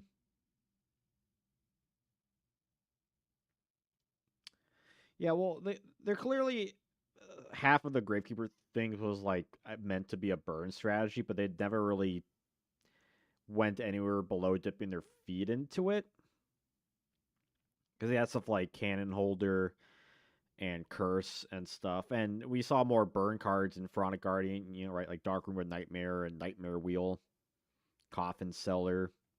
So I kind of get in that sense, but yeah, they never really followed up on that. This guy just seems really bad though.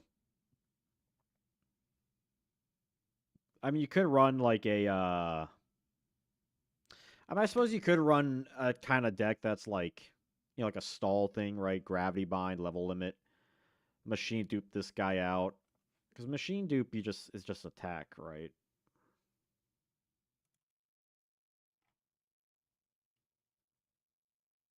Yeah, you get a bunch of defenders. So I guess I see the use of him.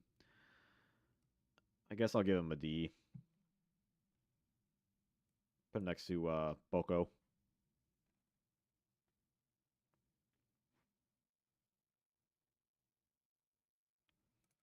Triangle Ecstasy Spark. It's a cool looking card. All Harpy Lady Sisters becomes 2,700. And it shuts off traps. And negates traps. Yeah, how many, like, Harpy Lady Sisters are you getting? Oh, you can machine dupe in defense? Ah, I suppose that's true. There you go. Still, I don't think. I think Woodborg is. I mean, he's only useful in that kind of deck, right? Otherwise, he's because the main problem with Woodborg is that he's a tribute monster. So you have to like tribute set him or tribute summon then machine dupe. Yeah, like this card, it would be a lot better if it's all your Harpy Lady monsters. That makes it like this should have been like make all Harpy Lady monsters like like I don't know, like 2000 attack, and then does like a Feather Duster or something. Or if it's just Harpy Lady Sisters, then give it a Feather Duster effect on top of that.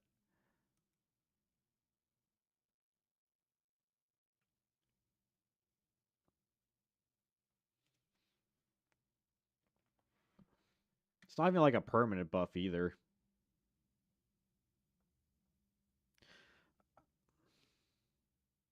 Because here's the thing though, your harp, if you have Triangle Super Art sounds like such a sick move, but it sucks.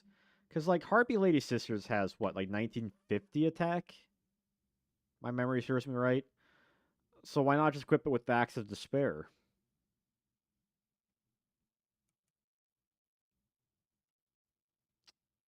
Yeah, I feel like I'm gonna drop it to F. I could probably convince it's like D, but yeah, I don't know. Like it's gonna be very, very, very, very rare getting out more than one sisters. And again, just equip with Axe of Despair. They'll give you more use. Because that card stays on the field.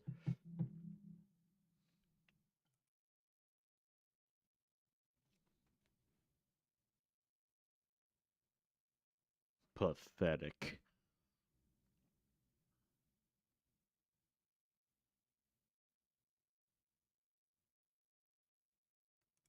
Rare Metal Morph. Picking you. Continuous Trap. Increases the machine by 500. And then he can get spell card targets the monster once. Yeah, it's kind of cute. I really like the original Metal Morph as like a card design. Um, this one feels a bit weaker because it's a very small attack, protects him from like a single spell, which is like why. And the art's really sick though. I love the art. I wish they did more with like the Metal Morph cards. Like we need more of a Metal Morph archetype. I think. Yeah, this seems really bad.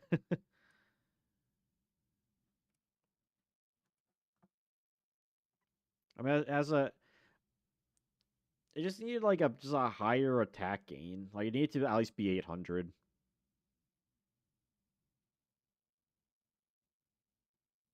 Oh yeah. No, we need more Metal Morph cards. We need like Metal Blue Eyes, Metal Dark Magician, and stuff like that. Like make Metal Morph some like really cool archetype.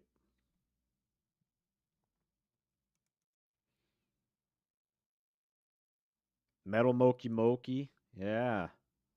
Metal Creator. Flame Spray, I think is I remember it being like fairly solid. Attack directly, chime against 1,000. Like this guy can really start racking up points if your opponent like can't stop him like right away. Because essentially by your opponent's turn, he would have like 1,100, and then 21, and then 31.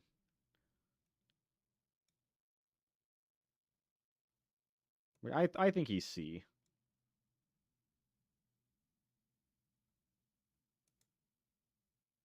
Metal, yeah, metal dragon. There you go. One I remember not being good though, at least I feel like, is Gaia Soul, the Combustible Collective.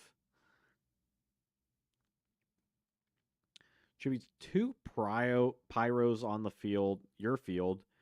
Increase attack by tree monsters. So he can go to 4K, but you're also losing two monsters. He does piercing, but then regardless, he destroys himself during the end phase. That feels really bad. Like you need a lot of setup, Like this guy has like good attack, but he just explodes like the turn you use him. And I kind of get it. He's like making like a giant fireball, then he's like boom, he blows up.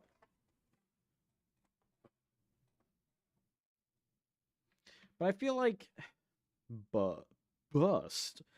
I just feel like this guy should have had like an additional effect where like when he's destroyed after using the effect, you can like bring back the pyro monsters or like like tokens or something.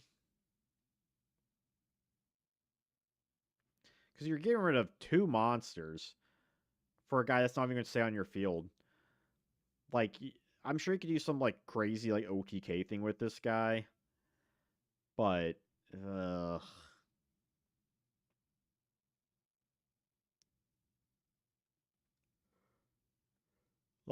you're losing board press. Like you're losing three cards for a single attack. That's not always guaranteed to go through. I mean, it looks cool. Look at that art. It's like a big eye and a big explosion thing or like a rock thing. I'm not even sure.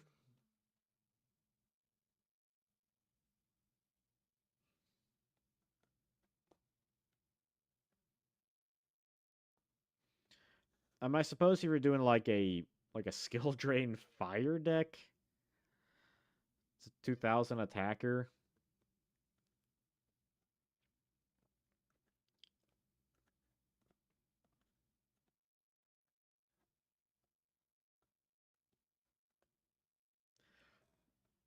Or like even just like he didn't need the like, you'd be fine to destroy him during the end phase if you use his effect.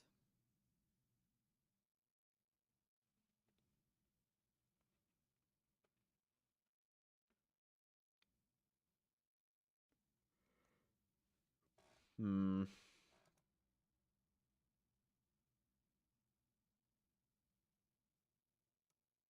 Yeah, I feel like just from losing board presence alone, it's probably worth that.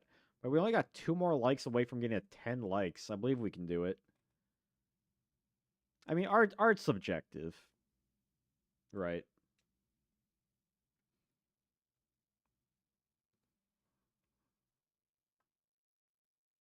Got 9 likes, one away, one away. He wants to be the 10th person.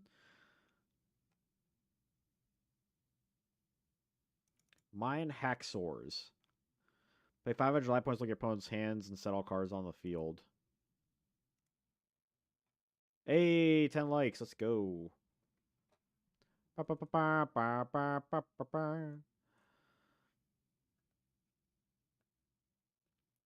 ba. This seems really bad. Like it's a one turn thing. Like it's only good if you're set up like a turn 3 OTK.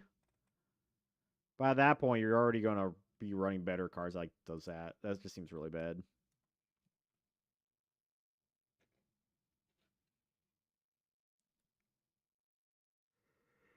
There's a lot of fire cards in this set, ain't there?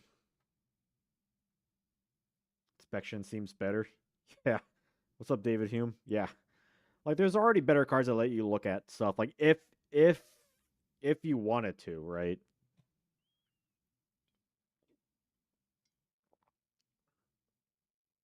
Hacksaws? Oh, I don't know.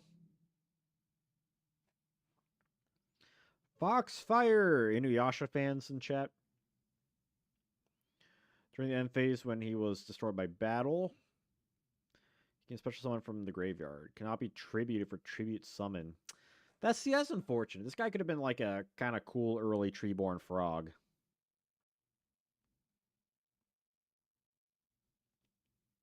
Is he decent though? Like you can't tribute him for a tribute summon. Like that would be like his main function, right?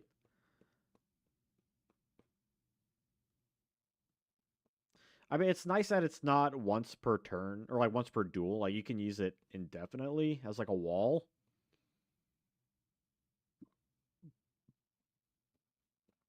But would like Spirit Reaper just be a better version of that?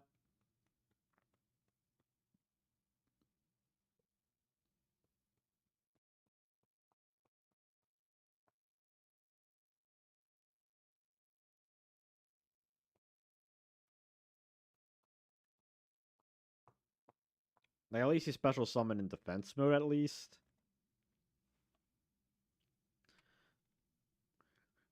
Like, is it? Hmm. I don't think people actually play this card though. That's you know, like it feels like that tribute thing is like because he's not a Treeborn Frog, he's not a Spirit Reaper.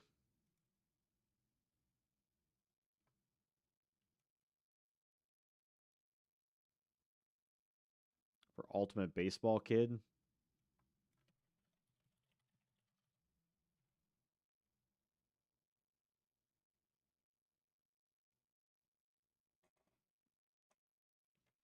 I mean, if you want to increase his attack,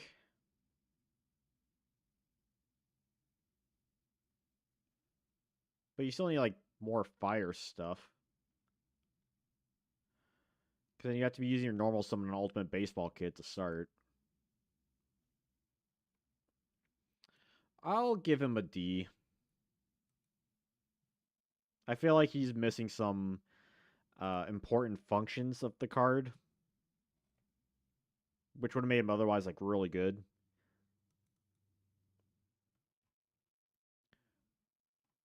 Perfect Machine King. Increase out 500 for each machine. You deserve a C. I have yet to see him of any use to be higher than that. It just, I don't know. Like, all the fire decks I see don't go in that direction.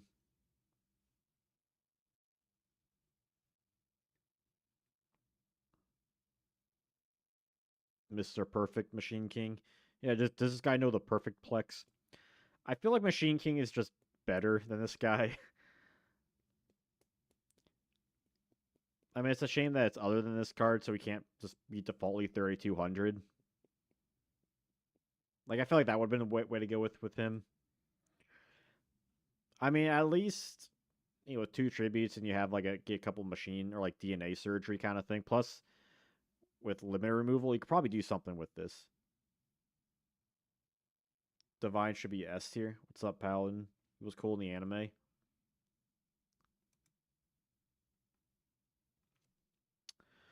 I feel like Perfect Machine King isn't too terribly useful. Divine Wrath.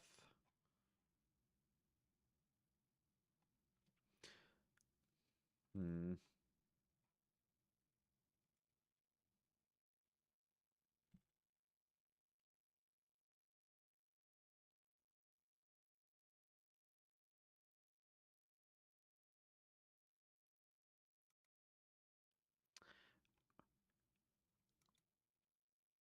Uh,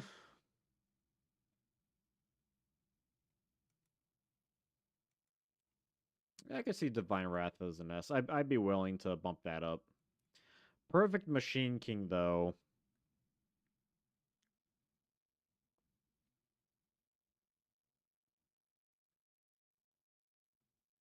I mean, just as like as far as like card design goes, though.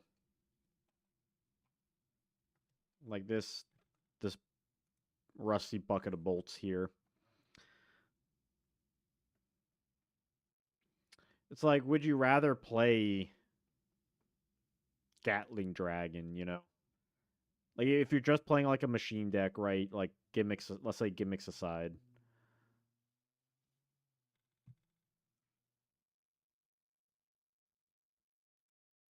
I feel like D. I don't think I'd say C. I don't know if it's quite like F tier bad.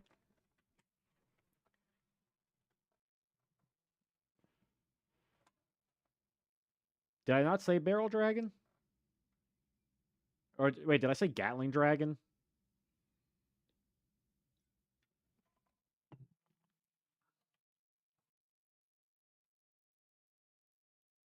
Yeah, it just feels like as like if you want like a big beefy beater guy, it's like okay. Oh, I said Gatling. My B, yeah, Barrel. Barrel Dragon's dope. Oh, I just got a video idea. I'm gonna write it down. I have a little like note file on my phone.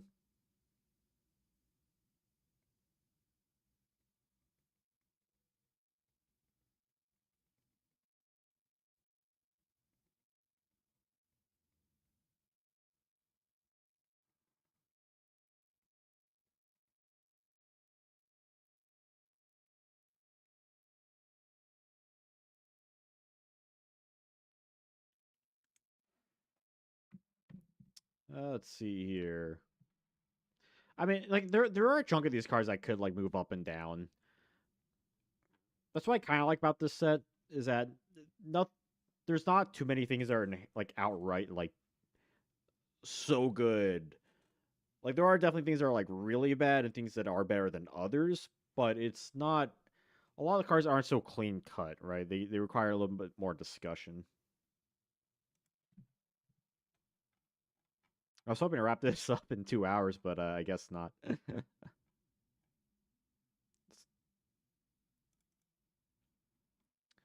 See, what about the Silent Swordsmans? This guy, level 3. Yeah, we never see these guys in goat format per se. We see level 6, I believe. 'Cause level 6 was in the last set, right?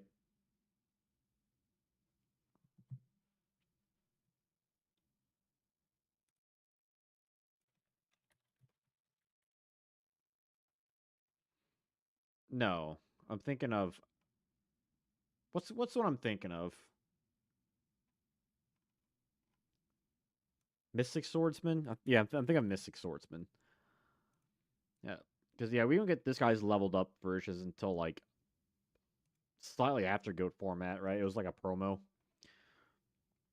Um, can't be targeted by spells, but he can't even summon the other guy yet. Well, we do have to keep in mind the other guy.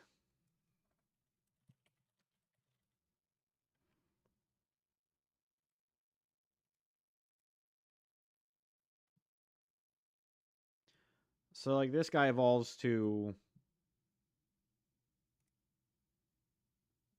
this dude. Um, cause let me. So during the standby phase, he can upgrade to this guy, which he has to do get a direct attack.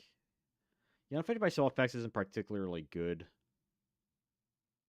And then he has a direct attack to summon the big guy out, which he stops all spells. But yeah, he's just a worse horse. So that in mind, I feel like is this guy F tier?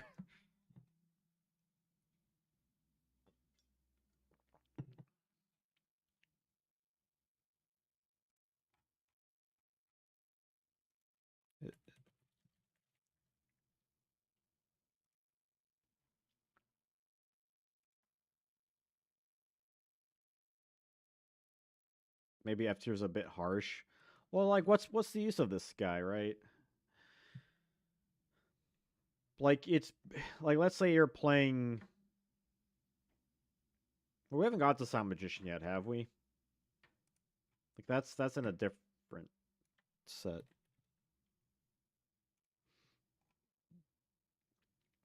Well, that's a promo card. I mean, like this card as it is.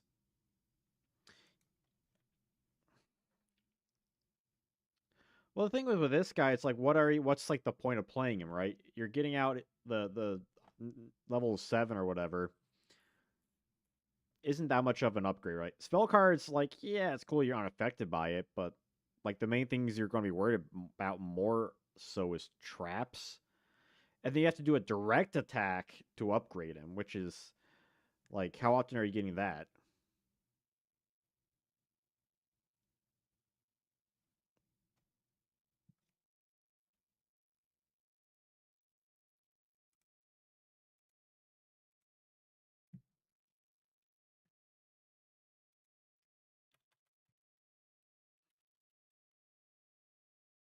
Because like level 5 is just unaffected, and 7 it's like, I mean, how often are you even going to even get 7 out?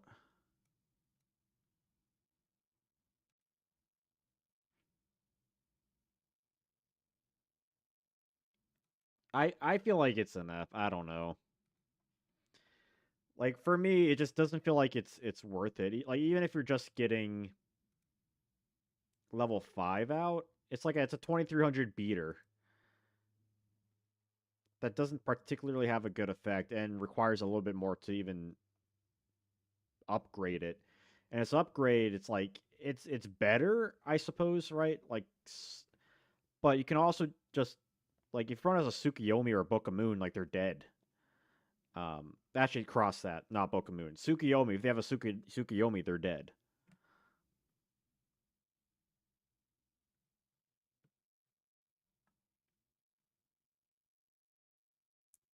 And that feels like a lot of effort. I mean, they're just better warrior monsters all around. Level 5 just can't be affected by spell cards. He's basically the same thing as level 3. Well, he's on a. It's kind of interesting though. Like level 3 negates like the targeted spells. Level 5 just isn't affected by them. It feels semantics, but that's it. Like he doesn't get an additional effect.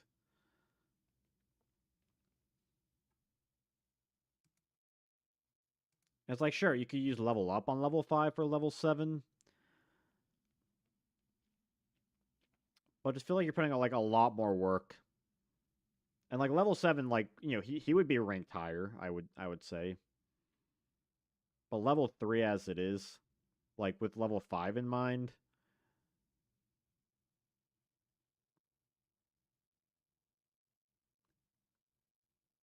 it's like you might as well just like tribute summon level 5 over something. Like he feels like a command knight, but with his own kind of issues.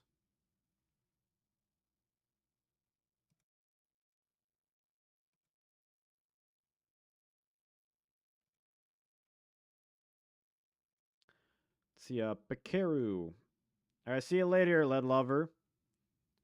When I get the chance, I'll check out Hunter x Hunter. I'll check out that 2011 version. Probably should jump on that sooner than later. Yeah, but thanks for stopping by. Hope to see you next stream, whenever that is. Pikaru's Circle of Enchantments. Damage to control of this card effect becomes 0. That seems pretty. I feel like I've seen this in a lot of side decks.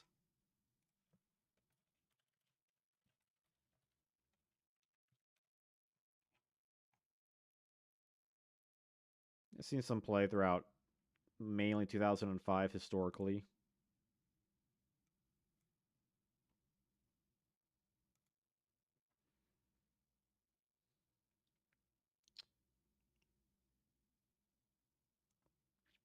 I'd say B.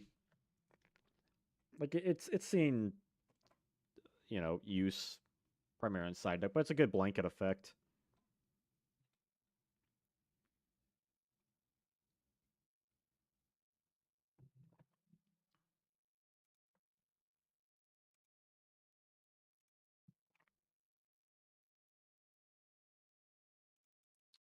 Tragedy.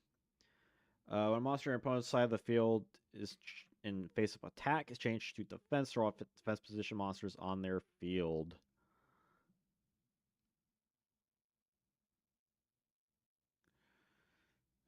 This seems bad. Like it's very specific.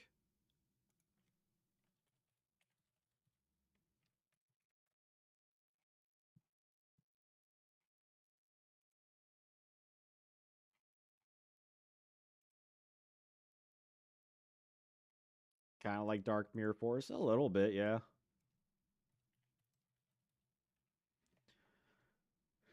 I mean, this is only when they change battle position, so it's like you can use it before or after the battle phase, during main 1 or main 2.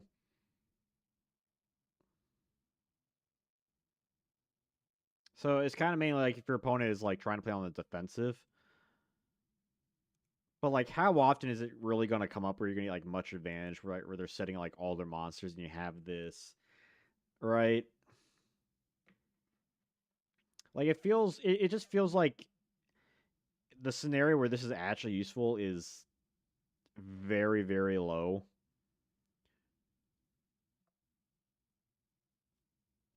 I feel like this is another F tier. I feel like I'm being a little more harsh on this set than I was Soul the Duelist, but I don't know. I think card design just in general is just a little bit more complicated on average.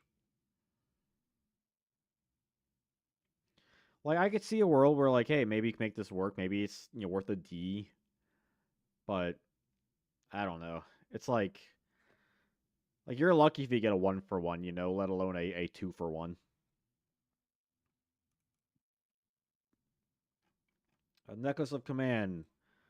A monster you control with it gets destroyed. You can draw a card or discard a card from your opponent's hand.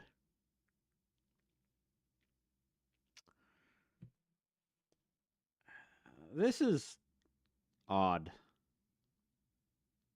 This feels a little odd, right?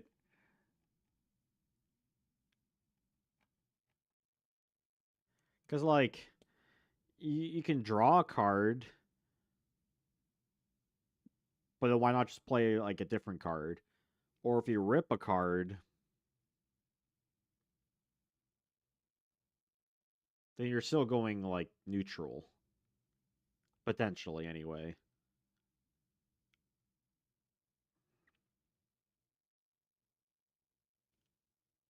And it has to be destroyed by battle.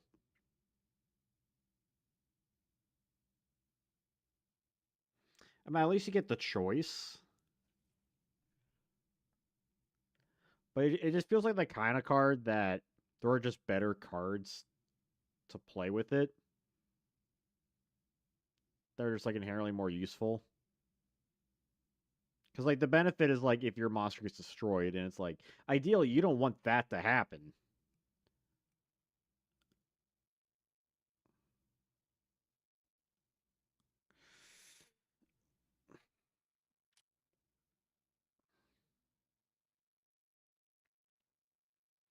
So what do we think about Necklace of Command?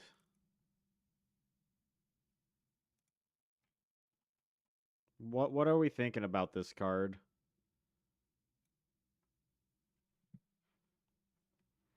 I'm I could see an argument for C, but I could also see it.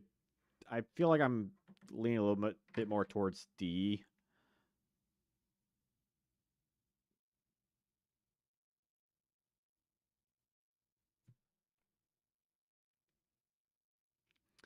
Like it's odd, right?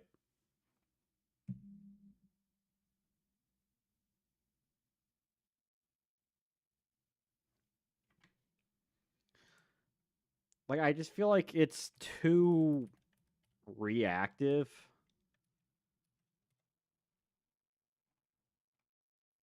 and like you might not even get any like real use out of it, right?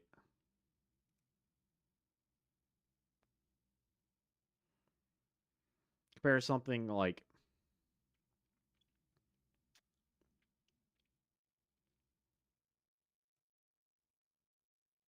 yeah, I feel like it just does nothing for like too long in like certain situations, or it's just like a dead draw.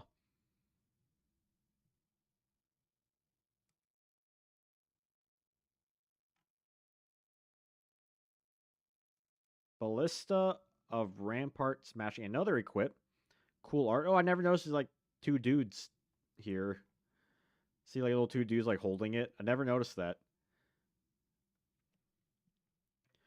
Let's see. If the equip monster attacks face down, defense position increase attack monster by 1,500 points.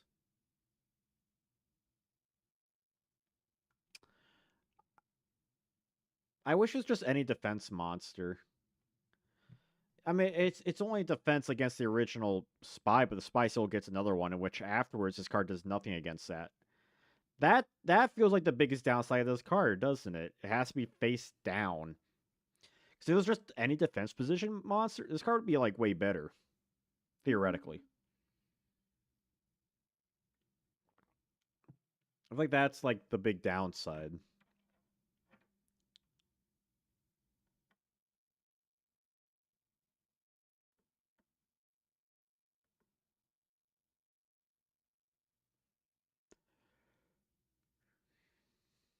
against Spy, like you're not really doing much. Like aside from that, how is this really helping out like in the long game?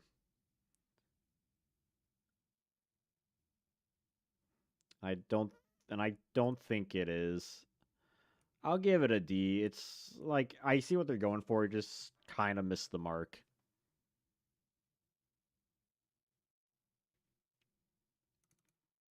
Astral Barrier. Continuous trap.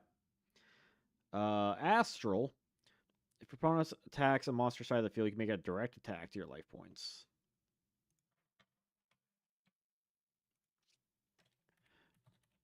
This has applications, right? I mean, I wouldn't say it's pretty good, but it definitely has some, like, uses with it. It pairs with Spirit Barrier. It's definitely better than, what was that other card with Spirit Barrier that we were talking about last stream?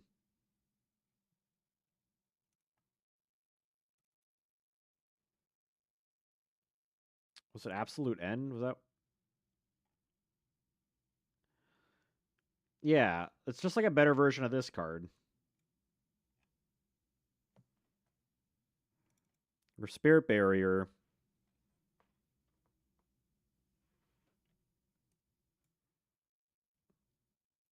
Yeah, I'd give this a C. I don't think I'd say it's like a B, but it's a solid card. Like they should have just got rid of Absolute End and just had this card in the last set.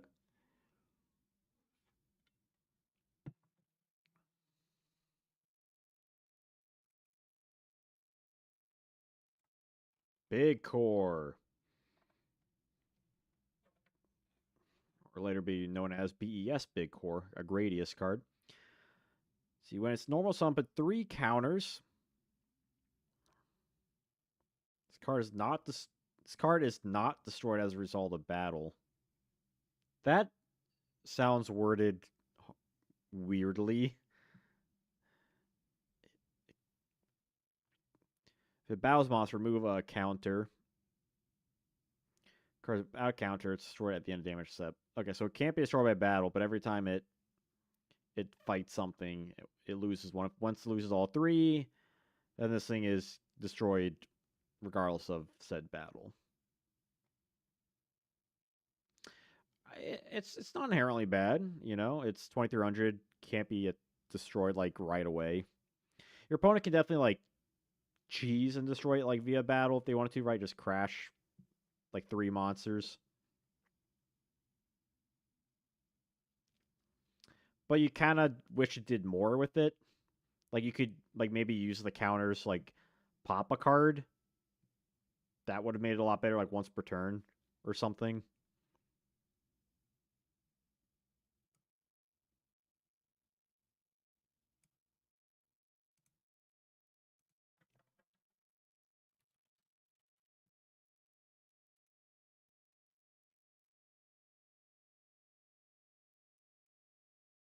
Hmm. Big core.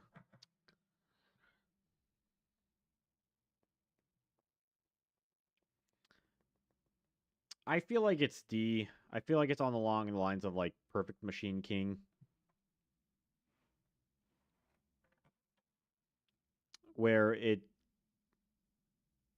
big E stupido. Yeah, it's well, I don't think it's stupid. Like it's fine, but I just don't think you're really going to get as much use as like you'd think you'd get out of it. Is like the main thing.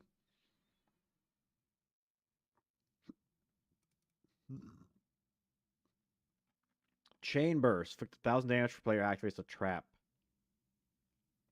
Ooh, do people play this against burn decks?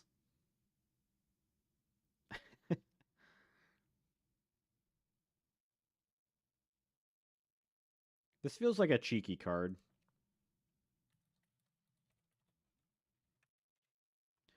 Now, of course, I guess like would you rather just run Royal Tribute?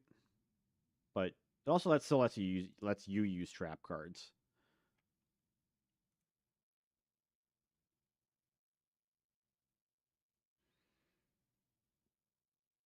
I do like my chaotic cards.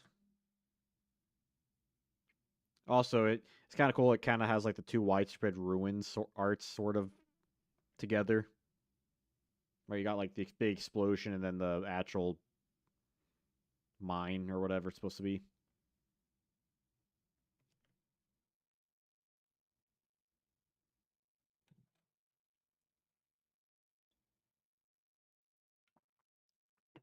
Hmm. Chain burst. Do I like this card or not?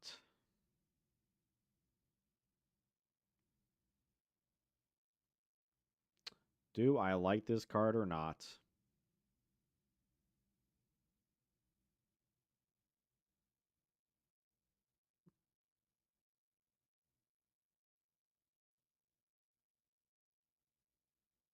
Hmm.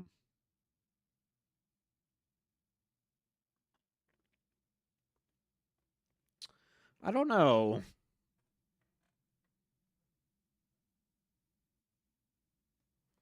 I feel like it's not like you. Okay, so like you want to use this against a burn deck, but then it's like that's not quite your strategy to like beat them by burn either. So then it's like, what is it? Who is this card for?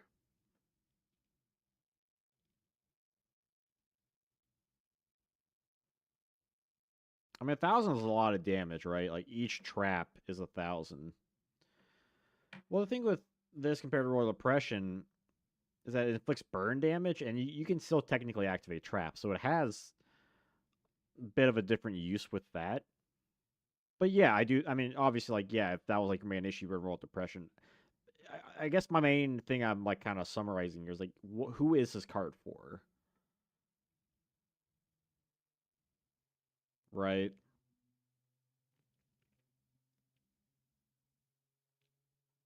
And I don't know. Like, it's not for the burn player. It's not quite for the person who's using burn. I feel like I got to give this a D. I don't hate the card, but I don't I just can't see like the purpose for it.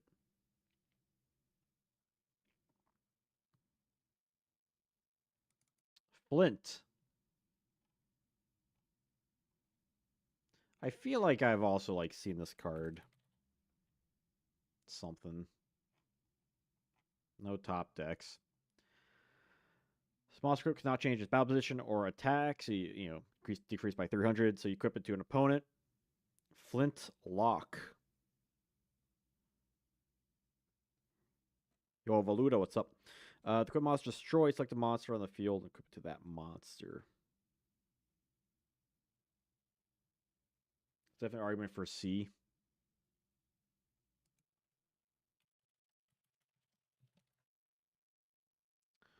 I can't really look up Flintlock because there's a card called Flintlock. Flint Loop, maybe?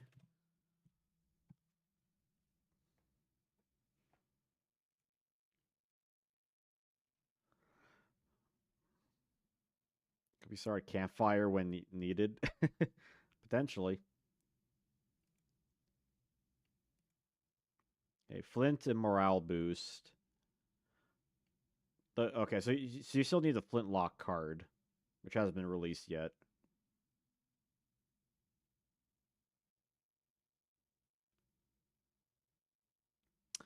Okay, I'll give it a C. It has a silly use. Let's start a fire live on stream in my apartment.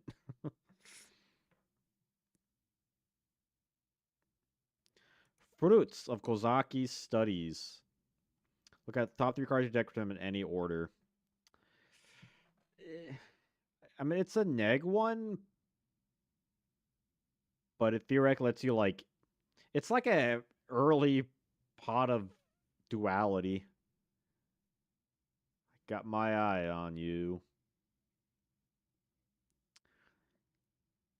Is this card of any significant or not significant, but like slight use. I feel like there is. It's not an ancient telescope. I mean, there's um,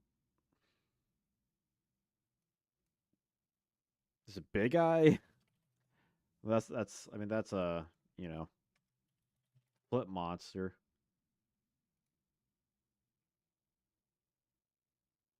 So it's kind of different. Spellbook organization,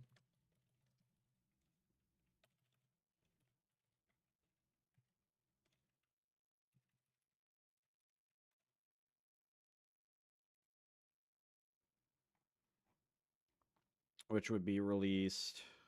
Magician's Force. The top three cards deck from in any order. Yeah, this is just a worse organization, or when it came out, pigeonholed in Book of Spells. Yeah, it's just a worse version.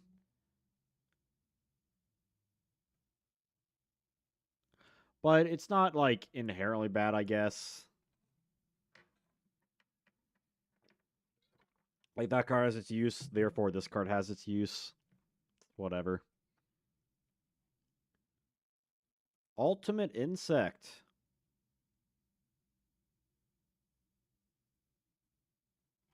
Level 3. We get an evolved version in this one.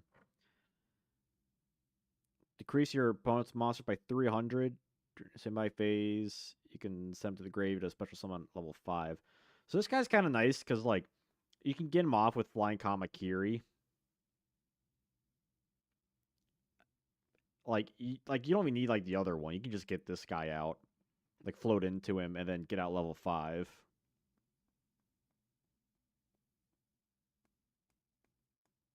Which is good, right? To get out level 5. Let me look up level 5.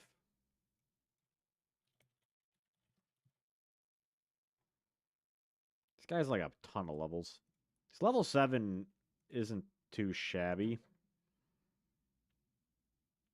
You can skip this guy and just tribute summon level 5. I mean, you can at least like float into this guy and then immediately get out level 5 though for free, which is kind of nice because you also deck thin.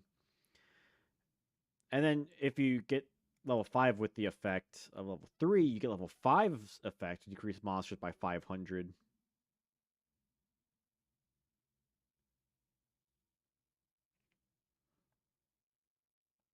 I mean, he's kind of dead though otherwise, which is kind of the unfortunate thing. But we also just got Howling Insect, didn't we? And we also got Pinch Hopper kind of recently too.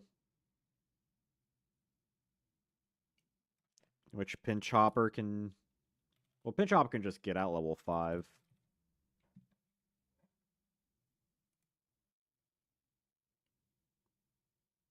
But you have like a bunch of cards that can get this guy out theoretically, like float into this guy. Sure, if you want to run like six floaters. Yeah, level 1's kind of useless with this guy. Like this guy is basically like just completely overshadows level 1. So like it's an improvement in card design for that matter. Um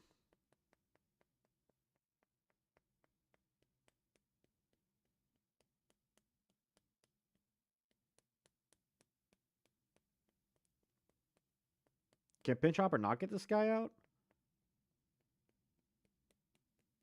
Yeah, Ultimate Insect is just like the better version of Moth, really. Barring certain alternate formats.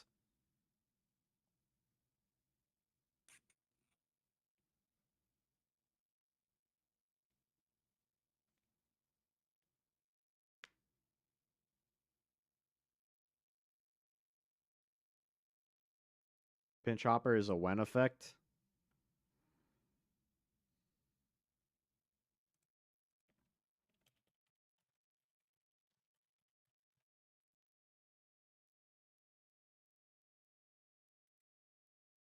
Yes, you can't activate when it's tributed.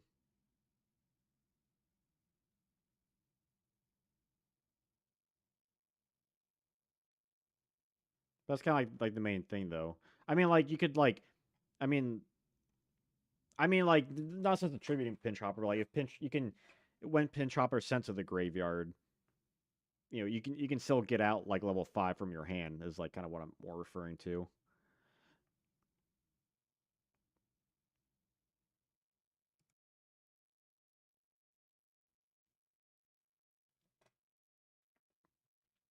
But I think level 3 is like it's okay. Like it still has. I mean, you have to get tribute. You have to get it off of level 1 to get its like effect, which is like you'd rather just not bother with that.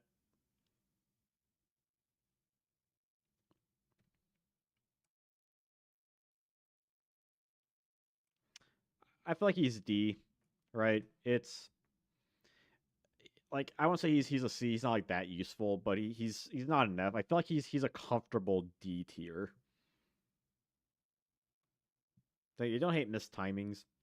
See that's why I like because I play like a few games of Pokemon, in the last like few weeks. That's what I like about Pokemon is just how simple the game mostly is. It's a much more pleasant experience. But you can use so much crazy stuff in Yu-Gi-Oh though. Mystic Swordsman level 6. Upgraded version, the last set.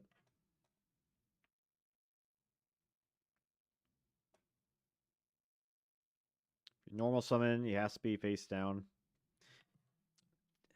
Did we like talk about this?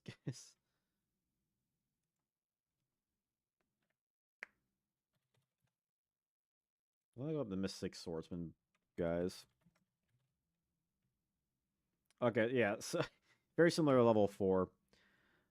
He has to be someone face down defense, so you have to tribute set him.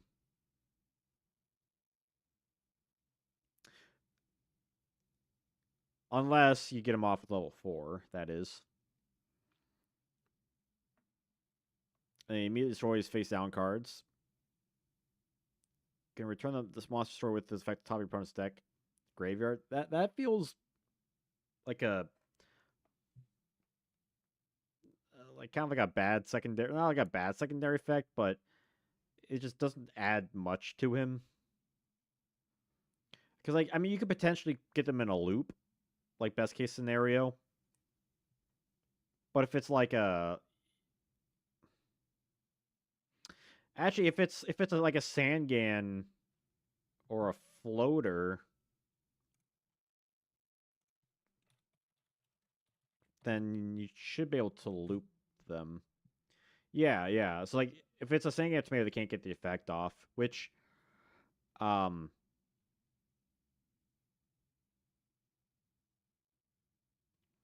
which is the problem that like Mystical Knight of Jackal has, right? Where it sends the graveyard first. I kind of wish this guy just rather just have the effect of like negating the card's effect in general.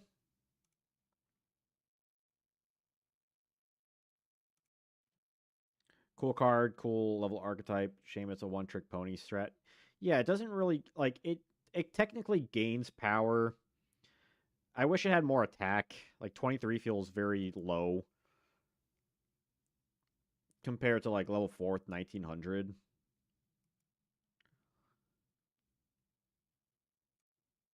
Like I don't know. I guess C.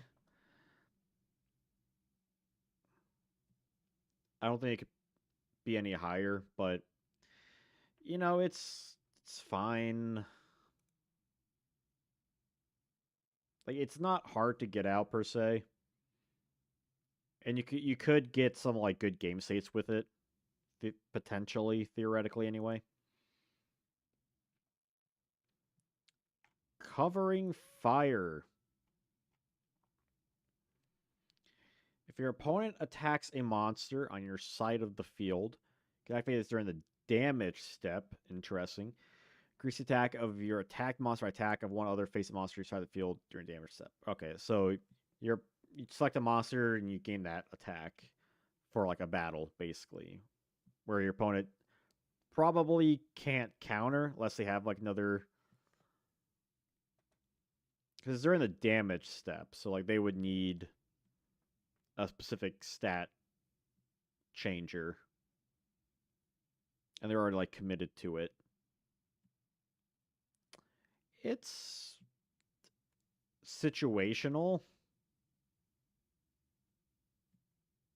Like you need like the right attacks, you need like the monsters, you need this on the field. Like you can catch your opponent off guard, I guess.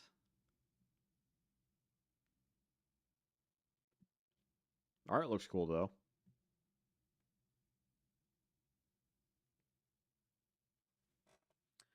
But how useful is this card?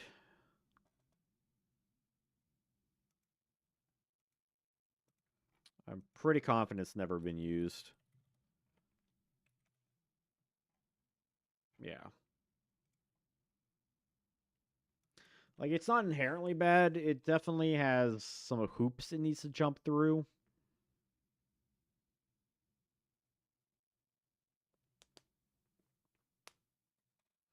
Which makes it a little sus.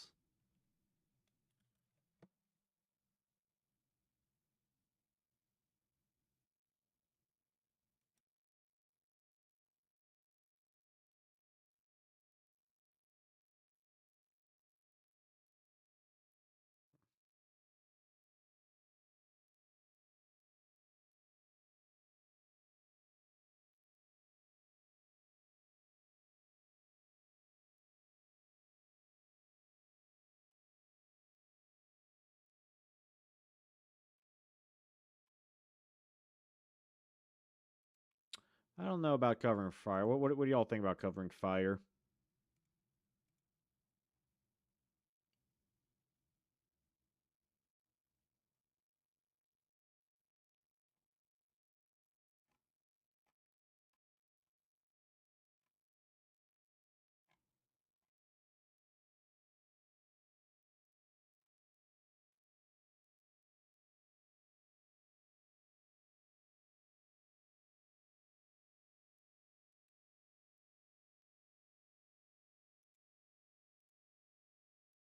It's kind of cool.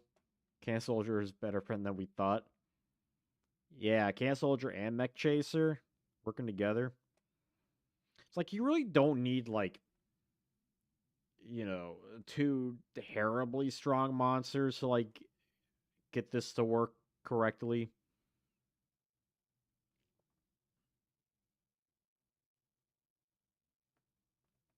And it says during the damage step, so does it go back down like immediately after? Or is it a permanent buff?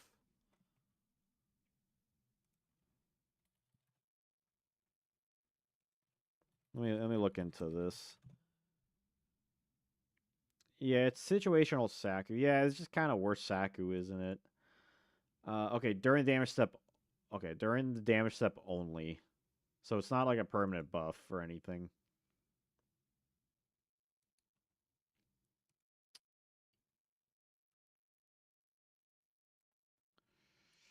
Yeah, it feels like D. Like you could theoretically make use of it, but there's just better stuff to do.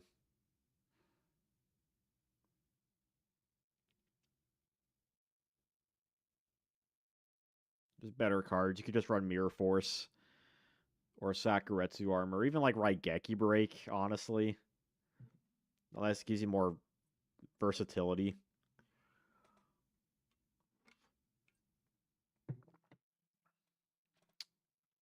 Now this leads us to the meat and the potatoes. Let's start with the little boy, Creator Incarnate. Good stats. It's a warrior, so you can search him with Rhoda.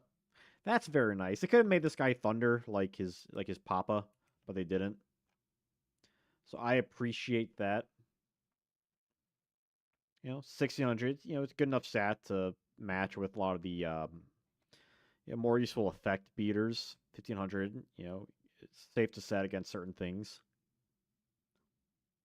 And you can tribute him to special summon a created from your hand.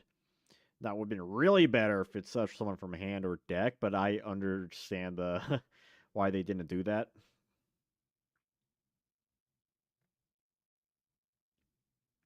I almost wish this guy just had like a some sort of secondary effect. I don't know that would have been like if they like it may feel a little bit more modern, but I wish this guy had effect since Crater can't be summoned from the graveyard.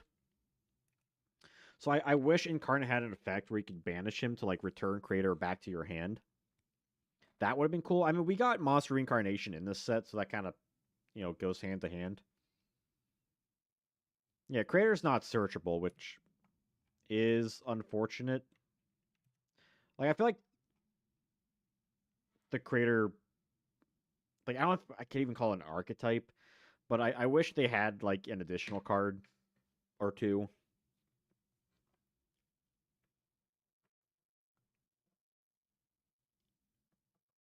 But this guy is pretty decent. I would give him a C. You know, he's a warrior. He'd be searched. Decent stats. His effect is good enough to like run in a Crater deck. Unlike something like um Horse's Servant, or like that one. That one was just like pretty bad, really bad. But the Crater, God, this card looks so cool. I remember getting a blister pack of this. Came with like a couple of the Rise of Destiny stuff. Like, this guy just looks so cool. Big orange shoot. I wish he had a little bit more color variety going on. He's mainly just a big blob of like a red orange color. But God, he's look cool, right? A big thunder monster. Yeah, red obelisk. Yeah. I mean, this guy and Horus should have been Divine Beast. This guy's kind of cool though. You can discard a card, any card, which is really cool, right? They could have had it where it's discard a monster, or a monster with like similar level or attack power, but it's just discard to revive a card once per turn. That's a little unfortunate. I kind of wish it was like multiple times per turn. That would make this card like way better because he can't be special summoned from the graveyard, which really limits the plays you can do with this guy. Because once he's destroyed, it's already hard to get him out, right? Like the main ways to get him out would be like Reasoning Gate or Crater Incarnate, in which you have to get like advantage from this guy like right away. So he has some timing issues.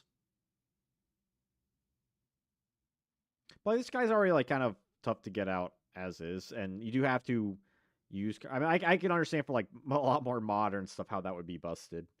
He did win a warrior tourney, um, but we have yet to say we have yet to see if that's like a pattern. I'm not saying at all he's a bad card. Um, and certain metas do have certain reasonings for it, and Creator would get retrains that are pretty good, like Dark Creator and Chaos Creator.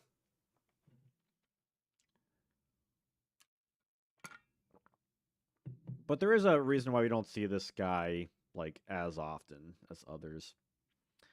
Like I could see C or B honestly.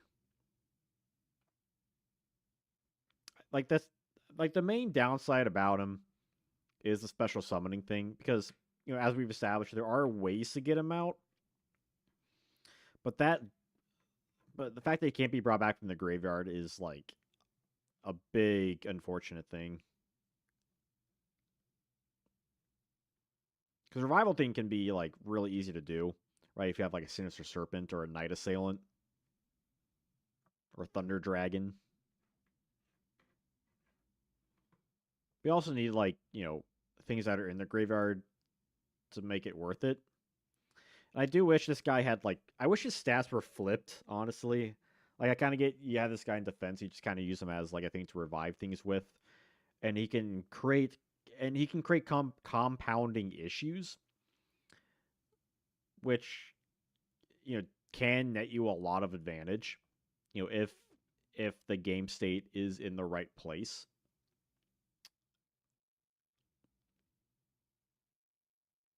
And since this is like the cover card and it's the last card, I do want to make sure we are making the correct, educated decision here.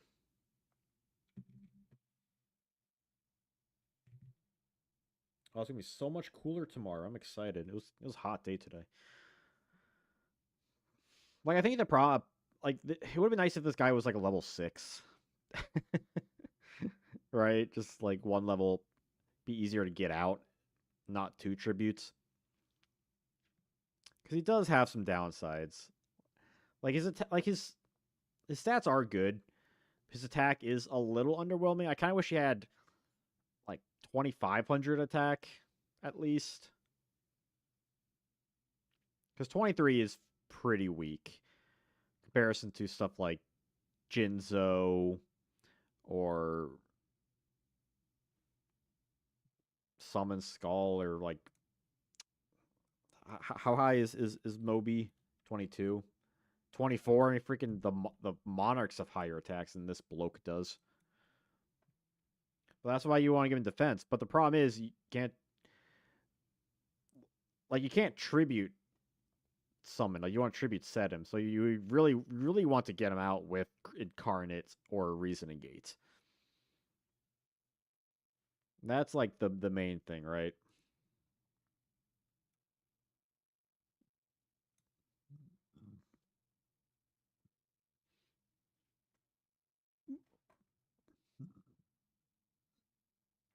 By the way, if anyone's enjoying the stream and hasn't liked the stream yet, please consider to do so for YouTube engagement. Also, I have a donation goal on top of the stream. If anyone feels so generous for this month, so creator, yeah, C for creator. I don't know, honestly. Like, we should have 1,500 attack so you can use Sangan. If you have 1,500 attack, you can get him out with Shining Angel. That feels a bit busted. With 3,000 defense, I mean, you can get. I mean, you can't get Incarnate out with like Sangan or Angel. Um, which there could be an argument, but I mean, a 16 attack does go a ways, right? Like you can use this against a debuffed Breaker or Tribe, that kind of, or a debuffed Blade Knight, that kind of stuff, which has uses in its own right. Because like this guy's a warrior, right? So you can already Rhoda him out. So it's not asking much for him. And this guy, like you do, like he's a bit tougher to get out, but like your deck would be kind of about that per se, or have like the how tos about him. Hey, we hit 100 views for the stream. Let's go. Hey.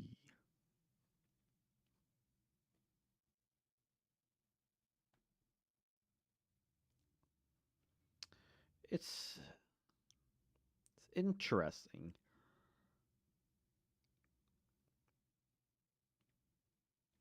Because like when we're looking at the B tier stuff,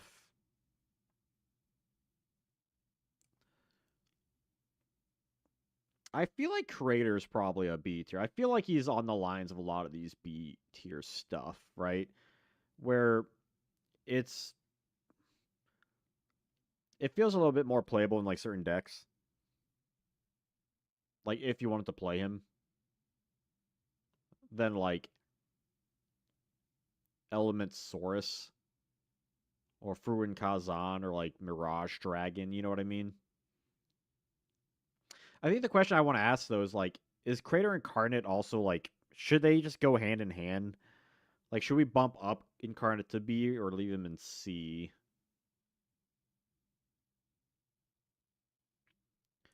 Because I'm kind of tempted to like put both of these guys here in B. I feel like if Homunculus can like be there, I feel like Incarnate should be there, and if Incarnate's gonna be there, the Creator should be there. I mean, yeah, you don't have to play with Incarnate, right? Like the main way, at least in Goat format, is with Reasoning Gate, but Incarnate doesn't hurt. Like they are, I mean, their whole strategy is like they were designed together in mind.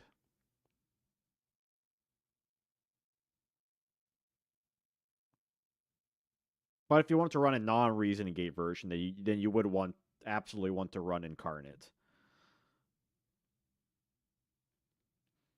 I'm really kind of surprised we haven't got more like creator support. Like we've got retrains, but that's kind of more like that's more like in the chaos archetype and the dark archetype.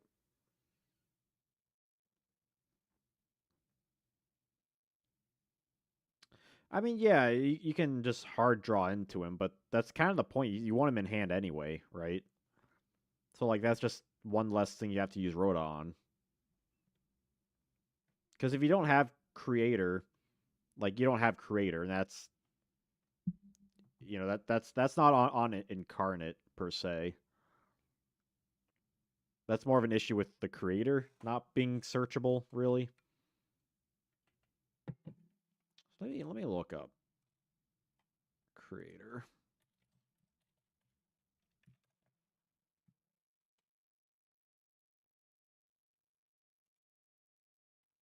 Yeah, but like, at the very least, though, again, like you can at least chump block certain things or match certain monsters with like the attack stat. You can also combine it with Karta's safe return. You can also use Kaiser's Seahorse with Creator.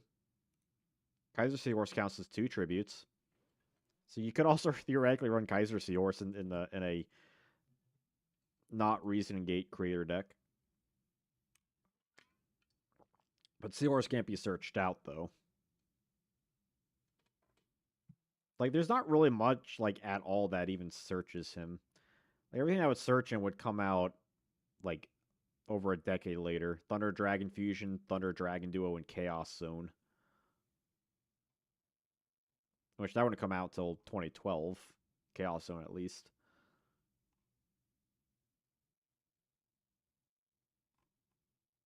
So it's like it's just the downside of the card. But if you get its effect off, I mean, like the card, like as it is, right? Once you are able to like use it, because I mean that's like saying it's like Fusilier Dragon isn't useful in deck. Well, of course it's not. It's only useful in hand.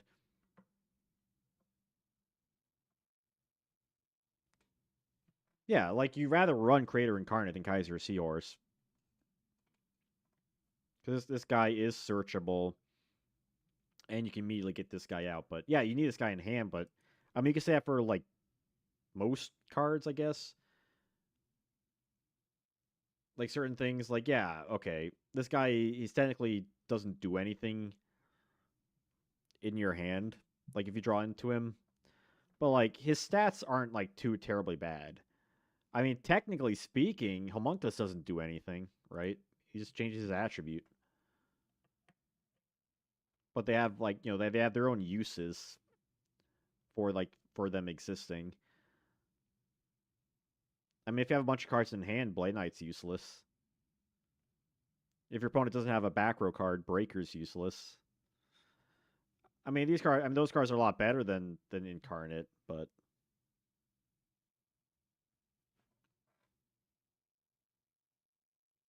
I just feel like if Homunculus and like some of these other cards are here,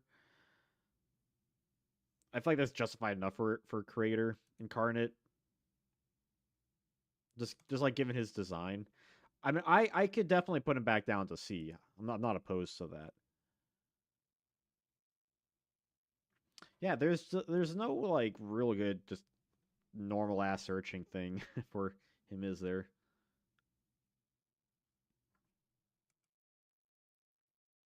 Like I could put this guy down to C. Incarnate back down.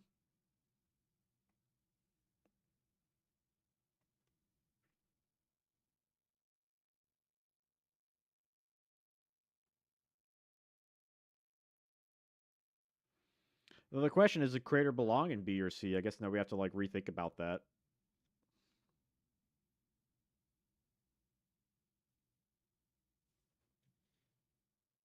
We got like 5 minutes to figure that out.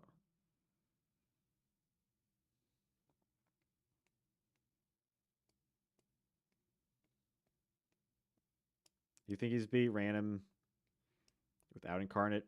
Yeah, like again, like the primary way you would run him is with reasoning gate, but you could also run him with like a more normalized build. And we did see in a recent warrior format tournament that they ran like the more of a normalized version with incarnate and this guy, and like I mean it won the tournament. Like I can see if I can bring it up.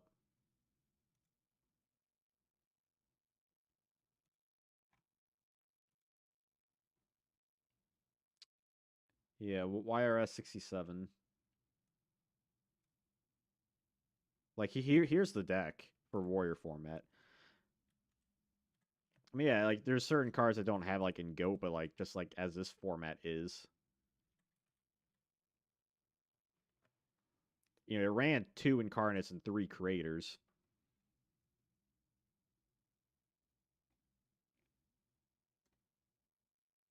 So like the deck is able to like take wins. A good chunk of this like you could play in Goat. I mean, obviously like meta's different and whatnot, but still like the theory is there.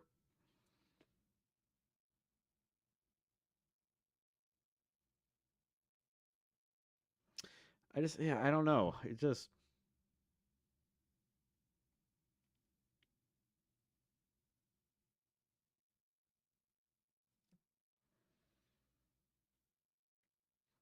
it's a little tough to say. I think.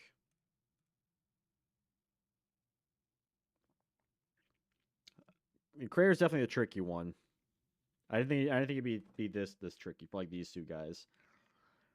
Like I'm tempted to like tie the two together. That's just the thing. Like they don't have to go together, but they were designed together in mind.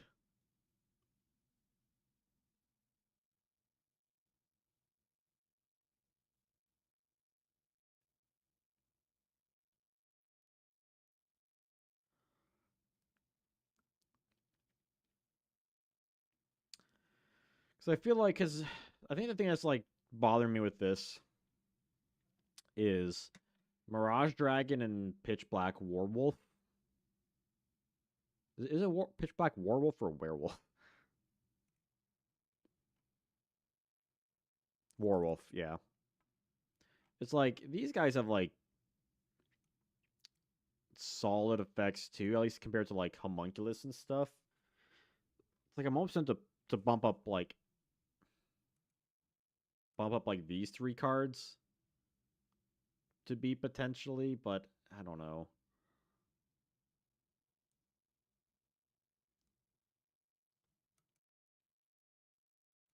I don't want to. I don't want to start moving stuff too much.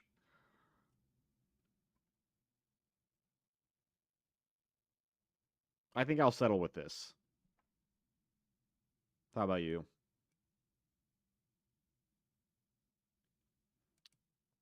I think at some point we just have to be like locked down. Again, like there are a lot of cards on this list and previous lists that could always like go up or down. Depending on the time of day and the format and whatnot. And we could be here like arguing forever about it all.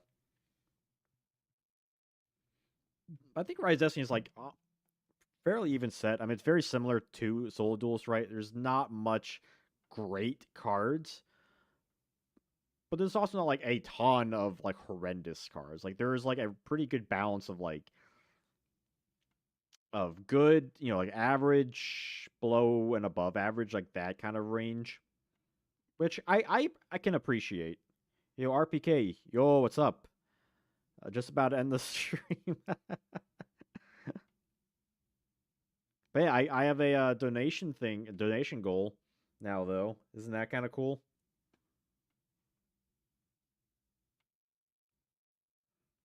It's a monthly donation goal. Yeah, I know. It's just like unfortunate time, but hey, the stream will always be here though.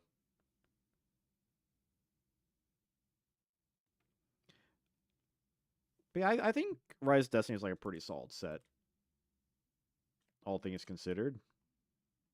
You know, again, very similar functionality to SOD, but a lot of people kind of tie the two sets together, right? Like if this and Solo Duels were combined together, it might paint a different story. Yeah, it came out at a good time, I think.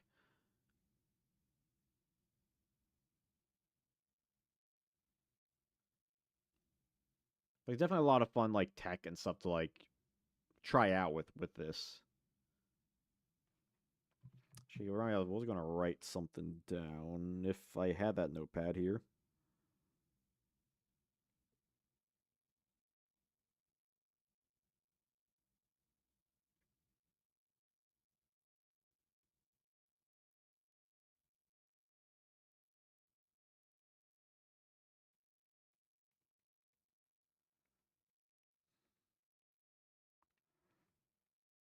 Been thinking about trying a creator deck and go. Yeah, try it out. Definitely let me know how that turns out. A lot of people try it with Reason Gate, but you can always try stuff with Creator Incarnate or like Kaiser Seahorse or just whatever. Definitely give it a shot. But yeah, I think I'm gonna call it a stream here. Thank you all for joining. A lot of fun. I'll see you all next week. I might there will be that there will be that new podcast stream starting next week. Next Wednesday is the plan. Third edition Goat deck dropping. Oh, nice. Have to share that around. Um, yeah, we got the new podcast, live podcast next Wednesday. Possibly a gaming stream starting. Next is the legs chopped off. Yeah, next week potentially. Flaming Eternity. It'll be the last of the DM era core sets. We finally got there. Will we do GX? I don't know. Potentially. Yo, crazy. What am I gonna play? I've had some ideas. Again, I'm unsure if I am going to do. It's I consider it DM. It's GX by like advertisement only. I think. Um. Yeah, I begin. Yeah, I'm still not sure if I want to do a gaming stream just because I don't know if I'm like that's like too much of me just like working. But I guess we'll see. I have some ideas though. I have a game in mind. It's be pretty fun. So I have to keep an eye out for that. Um, might start with a K, which doesn't really explain anything. Um, at least gotta do the Lost Millennium. Well, Lost Millennium is I would consider the first of the GX formats. Of the GX sets, mainly because it starts with GX cards. Um, but I could see the argument with Goat. I feel like I would like that's how I would start like a GX thing though. But never say never. I guess there might always a possibility I could do that. Tag Force, yeah, I need to play some of the games. I feel like if I did Yu-Gi-Oh games, it'd be part of like this Janjo live streams, not like a gaming stream. That'd be like a separate thing. But I don't I don't know. These are questions to be asked. Again, like logistical things is something too, right? Like, what do I do in the meantime if I'm not doing like a gaming or like tier lists? Because I feel like all the other stuff I typically do, but I have a couple ideas. So just stay tuned for that. Is all I will say. But yeah, had a fun stream. Thank you all for watching, and I will see you all next time. And until then, mwah, have a nice